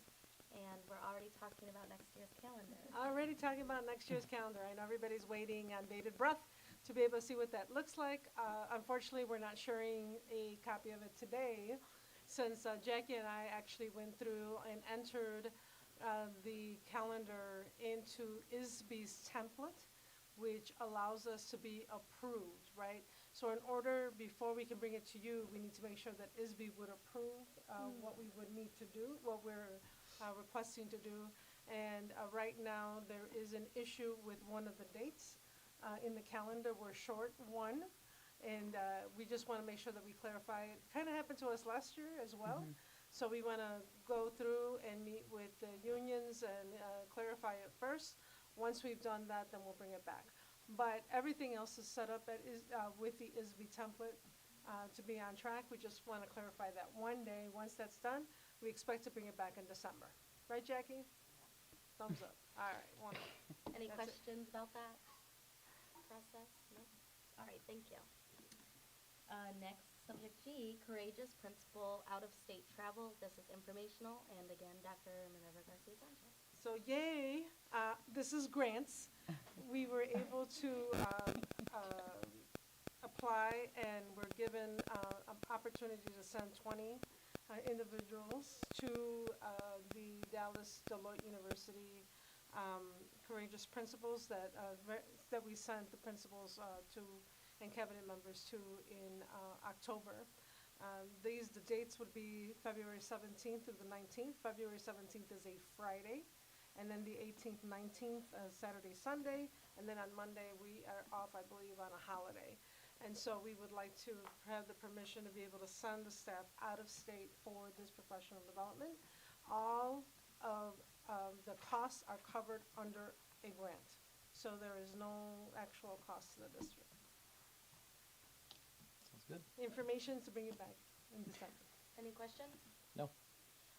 This would the same group be going, or it would be new leaders? Good question. A new group of leaders? So this would be all of our assistant principals, and it would be 3 cabinet members that had not been able to go previously. We've also included ELDC principal, as well as a board member that had volunteered to go previously. So all different folks. The only one that will be joining them is the expectation from Deloitte is that the superintendent attend. And I am not going to attend this time, but I'm going to ask that Billy Wedamo go in my stead so that he can lead the work happening there. I think he said yes if everything, right? You gave me a thumbs up, right? Okay. All right. Yeah. So we're good. All right, any other questions? Consensus to bring this back for action? Yes. Yes. Thank you. Subject H, IASB resolutions. This is something we do each year in preparation for the joint annual conference. I mentioned it at our last meeting, but we do need to act on it tonight so that our delegate, which should be board member Sarah Moses, can go to the delegates assembly session and take our vote there. I have asked us to look at it beforehand. I'm not going to read the description of each one, but I do need to just make sure that we are either in agreement with the resolution committee's recommendation. So so they've made recommendations to either support or oppose each of the resolutions and amend the amendments to existing resolutions. And so if we are in agreement with their recommendation, then that's how we will determine this, if that makes sense. So the first one is the fund balances Miller ratio adjustment. And, sorry, I had it pulled up.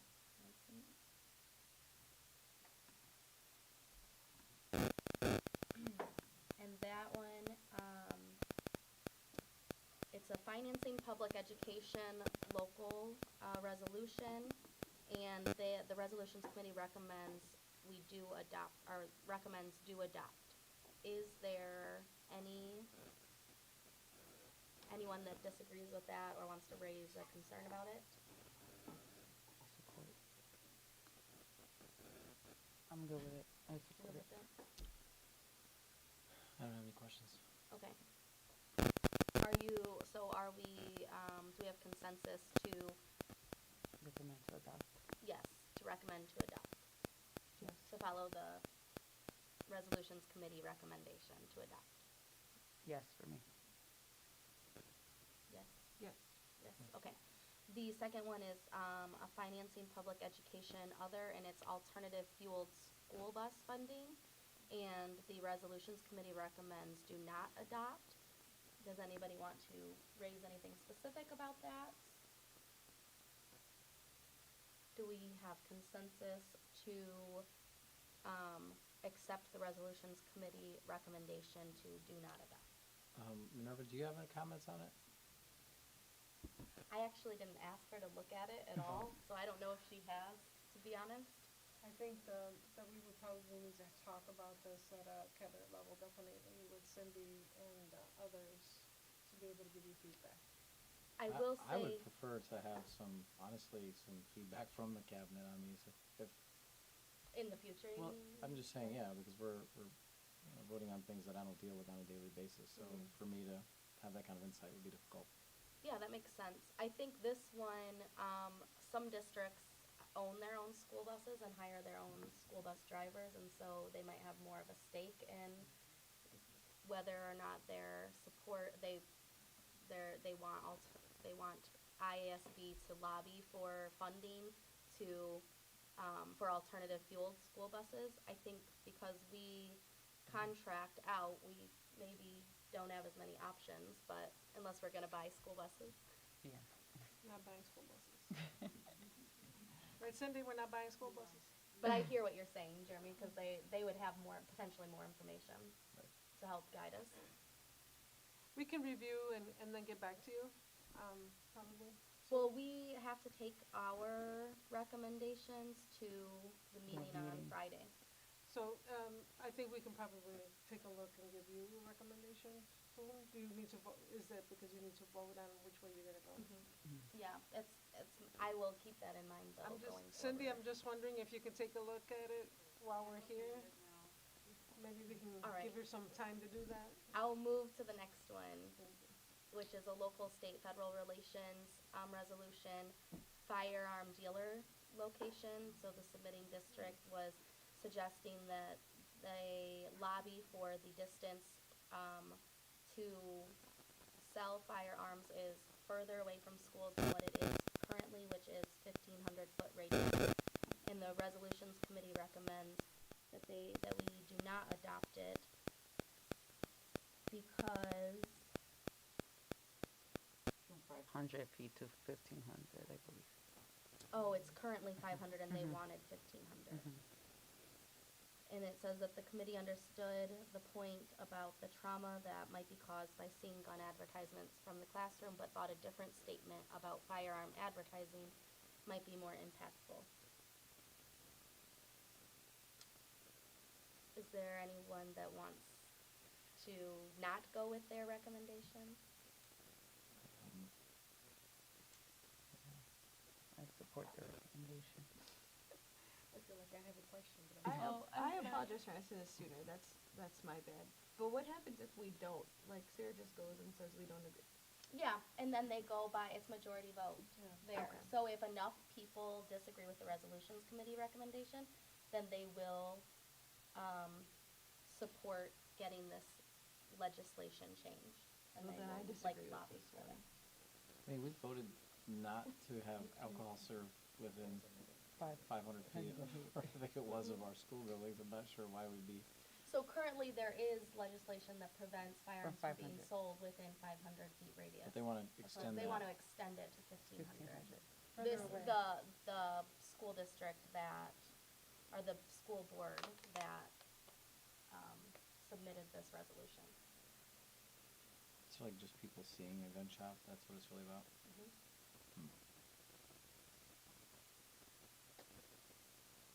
I guess I don't have a strong opinion either direction. I mean, they're not old enough to buy guns, but if they can see a store that they've seen 1,000 times, I don't know if it's going to be too alarming to them. But I don't know. I'm not a psychologist either, so I don't really have a strong opinion.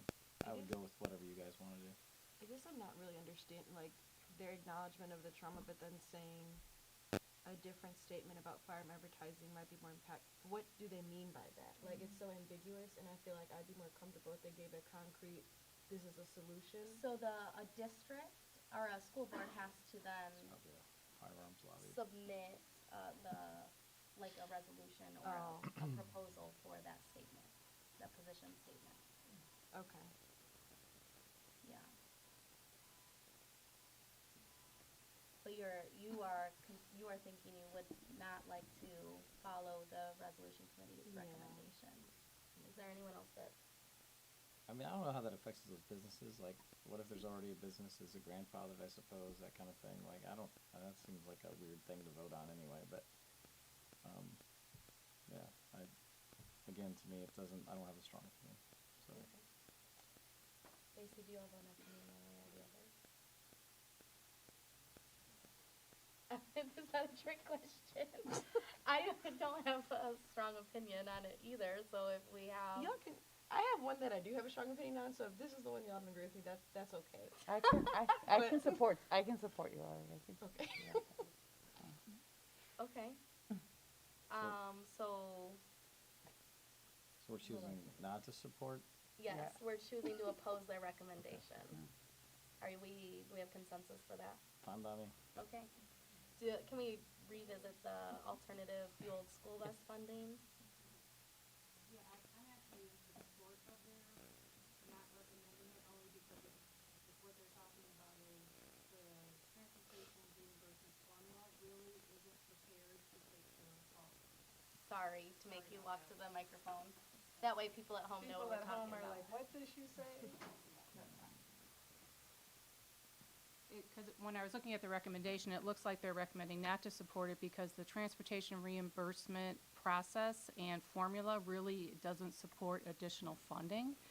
And it's really, and they're looking at also rural districts as well as urban districts, like what is it gonna cost in order to comply with this? And the state hasn't quite figured out or doesn't have the formula set up to be able to capture those costs. So it looks like until they can get that figured out, it would be difficult to move forward with that and have that resolution if we're not prepared to fund it. Or if the state isn't prepared to help fund it as well. Does that help you make a decision on that one, or anyone else? Yep. So we have consensus to, To support their recommendation. Yes. Yes. Okay, thank All you. right, Cindy. Thank So you. then there are amendments to existing positions. So these are positions, that are already a part of IASB's, like, lobbying, efforts. And so these are revisions to those. So the underlying words are added to what, the person, or the, school board that proposed it feels like it brings clarity or expands it or, whatever. So the first one is financing public education capital grant fund for school buildings. And so the underlined, wording is the one that they're trying to add. And the resolutions committee recommends adopting this one. I actually think this one makes sense because I think it brings some equity to the position. It talks about funding should be dispersed to school districts based, so this is specific to construction grant program funding. So kind of like the construction grant maybe that, or construction grants that we might be interested in. But it says funding should be dispersed to school districts based on criteria of a district's percent fully funded number based on evidence-based funding, so that's our adequacy number. A district's borrowing capacity, a district's EAV per pupil, and age of existing educational facilities. So it seems like it kind of brings some Some equity into that process. Does anyone have anything? I'm okay with supporting the recommendation. Yes. Are you Yeah, thumbs up out consensus there. to adopt the recommendation? Okay. The next one is financing public education school safety fund, and this is a school safety grant program that just increases advocation for the creation of funding of a school safety grant program at the federal level as well as the state level. To support costs of comprehensive school security enhancements, including but not limited to cameras, technology, infrastructure, security personnel, staff training, and maintenance. Priority in the distribution of grants shall be based on both geography, school districts with lengthy response times, and financial need, which is our evidence-based funding model again.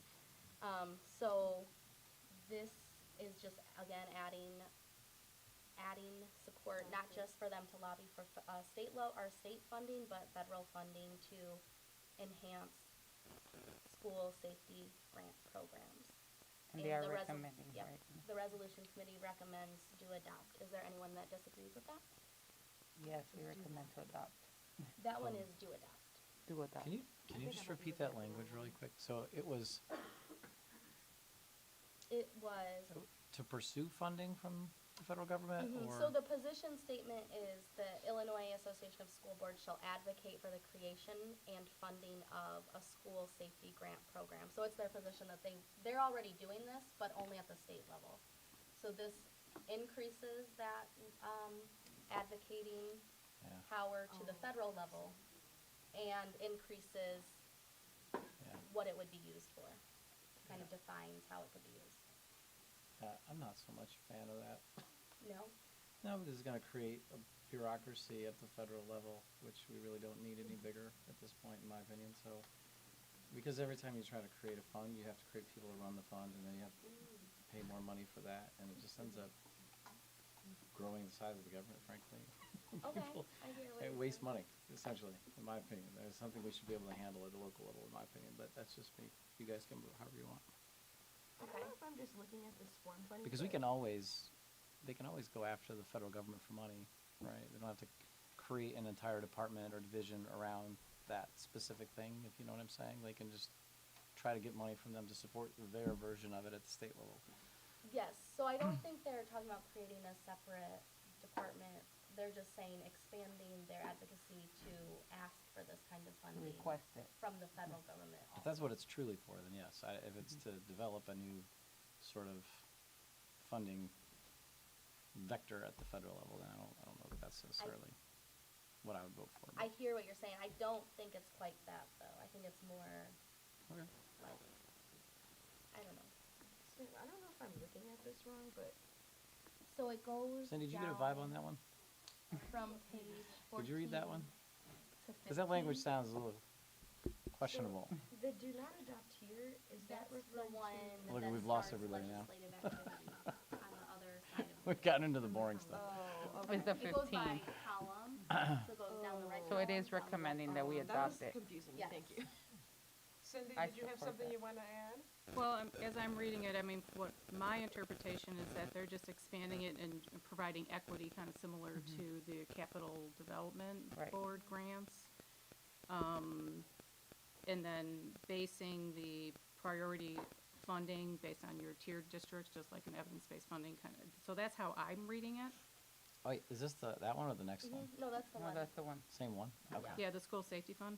Okay, yes, but are you reading it as though they're just asking the federal government for money to support it? Or At that they're asking the federal government to create a committee and a fund specifically for that, i.e. hiring people and creating unnecessary jobs instead of just writing Yeah, they're checks? advocating for the creation of that funding from the federal government. Yeah. That's what it says Yeah, I here. guess there are Correct. Shall advocate for the creation and funding of a school safety grant program at the federal and state levels. And then it goes into, you know, based on priority, evidence-based funding, tiered status, that type of thing. Got it. Okay. Do we have consensus to, Adopt.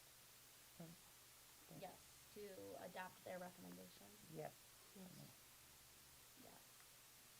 You're not, okay. My vote doesn't matter at this point. Okay. I'll abstain. Sorry. All right, the next one is legislative activity involvement with candidates for public office. And this one is about, they're removing some language, and the resolutions committee analysis is that the committee discussed the intent of the current position statement in relation to the proposed amendment and felt the current language should remain, and that the language that they removed doesn't add anything. And if you read it, it doesn't really add anything. So they're recommending do not adopt. Is there anyone in opposition to that? I'm good with their recommendation. Do we have consensus to accept that recommendation? Yes. Yes. Yes, okay.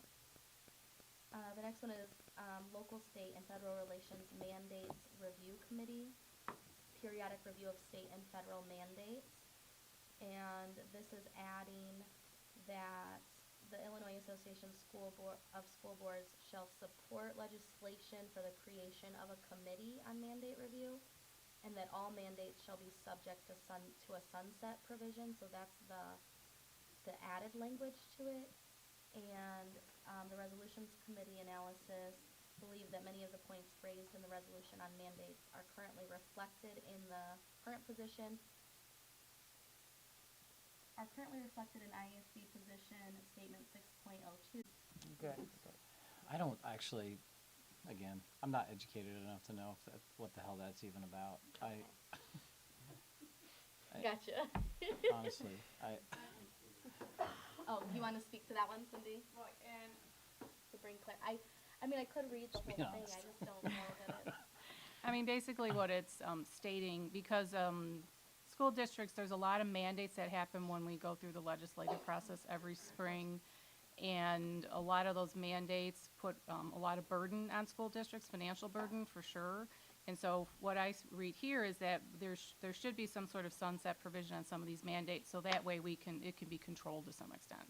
Because we get these mandates and they just never go away, depending on what they may be. Even if they're not as relevant. Right. And I don't think when they're looking at them, they don't know the impact they're gonna have until they get started and what that financial impact looks like. So this is just kind of saying, hey, when you're doing those mandates, maybe look at a sunset provision to get re-looked at to see if we need to change those, especially if it's being a major financial burden. and they want us to support Adopt that, yeah. Yeah, Okay. to support makes basically sense. putting in some sort of sunset Now provision. I can say I support that. Yeah. All right, thank you. Thank you. Cindy. There's one more. You might want to just hang out right there. Should I say there? I The don't know. last one is district organization and elections, financial contribution for school board elections. And it changes some language that from election schedules to school board elections nonpartisanship. And the language that they're adding is IASB strongly believes that school board candidates should not solicit, accept, or receive either a donation, a financial contribution from special interest groups, political action committees, or political parties. And this one, they say the resolutions committee agreed to add nonpartisanship to the title and to add a section regarding school board candidates not accepting contributions from partisan groups. The resolutions committee recommends do adopt. Is this the one you had a problem with? No, the other one? I'm just realizing the one I had an issue with is under the do not present Oh. category, so. So it doesn't even matter? Yeah, it's my bad again. So is what they're saying is there should be no like funding It should be to less candidates. partisan in funding, yeah. Which is kind of interesting. Because that's not the way it is now. So they're lobbying in order to try to make it that way, essentially, what's going on. Yes, Indian Prairie School District 204 School Board.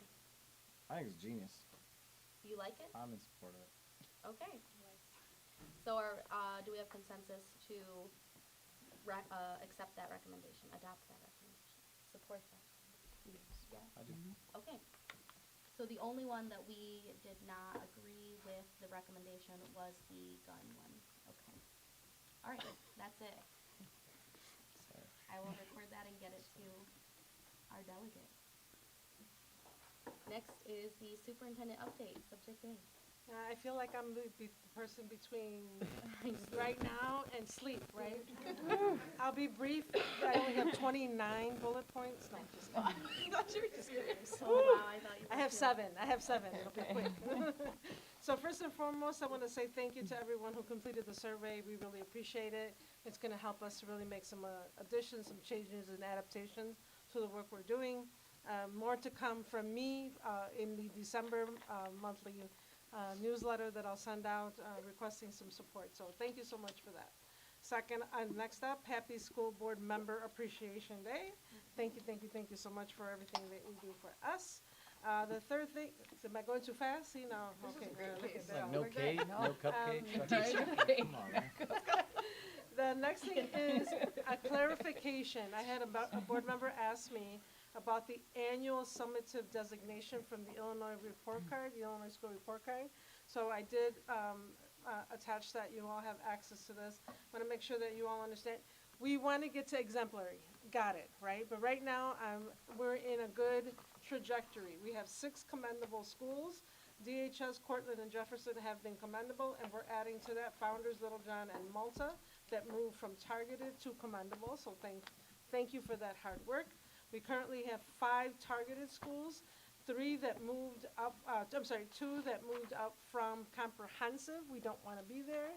So we are moved up to targeted, and that is CRMS and Tyler, and then HMS, Brooks, and Lincoln are currently targeted. So we know what the work is that we'll be doing.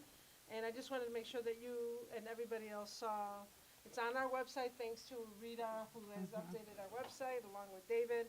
And then, of course, now this easy-to-read chart is available to all of you. So thank you for that. Good news, isn't that good news? That's Yes. good news. All right, wonderful. Very All right. good news. All right, so the next thing up that I want to talk about is the to and through. University of Chicago and Sarah Montgomery and I had a conversation around a freshman academy that is inclusive of the middle grades. So what work would happen, what professional development could occur between the middle grades and high school to make sure that our students are on track to graduate in cohort within the 4 years that they are in high school, and to be able to achieve a GPA that is something that is worthy of their backpack to move on to wherever they go to once they graduate from high school. There is a survey that we will be coming back to request some financial support on, and we'll look to see if there's a grant that is available to help us to get that done. So I just wanted to give that to you ahead of schedule.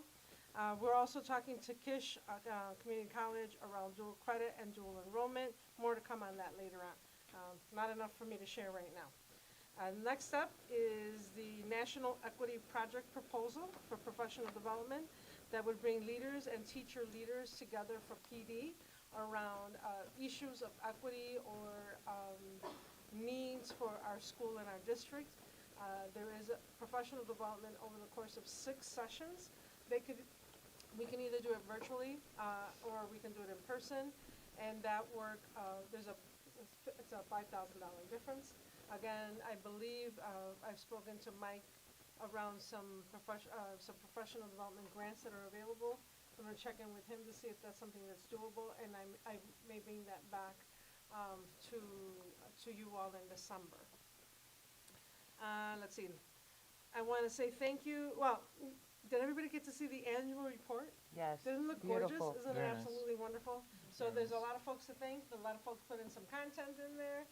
And Rita was working with Jessica Null, and Jessica did it a great number on what it looks like, and I really appreciate Beautiful. Dr. Null and the work that she's done to get that done. But definitely, we missed last year, but we more than made up for it in this year's annual report. So thank you for that. Sam and I met with Educational Tours, EF, in regard to some future tours that our students in the middle school and the high school might be able to take.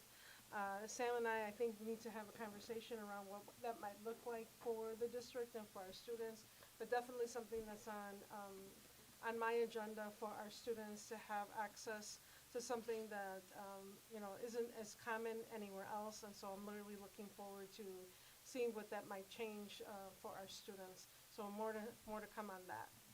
And then finally, I was invited to present at the Kids Summit in Springfield on December 2nd.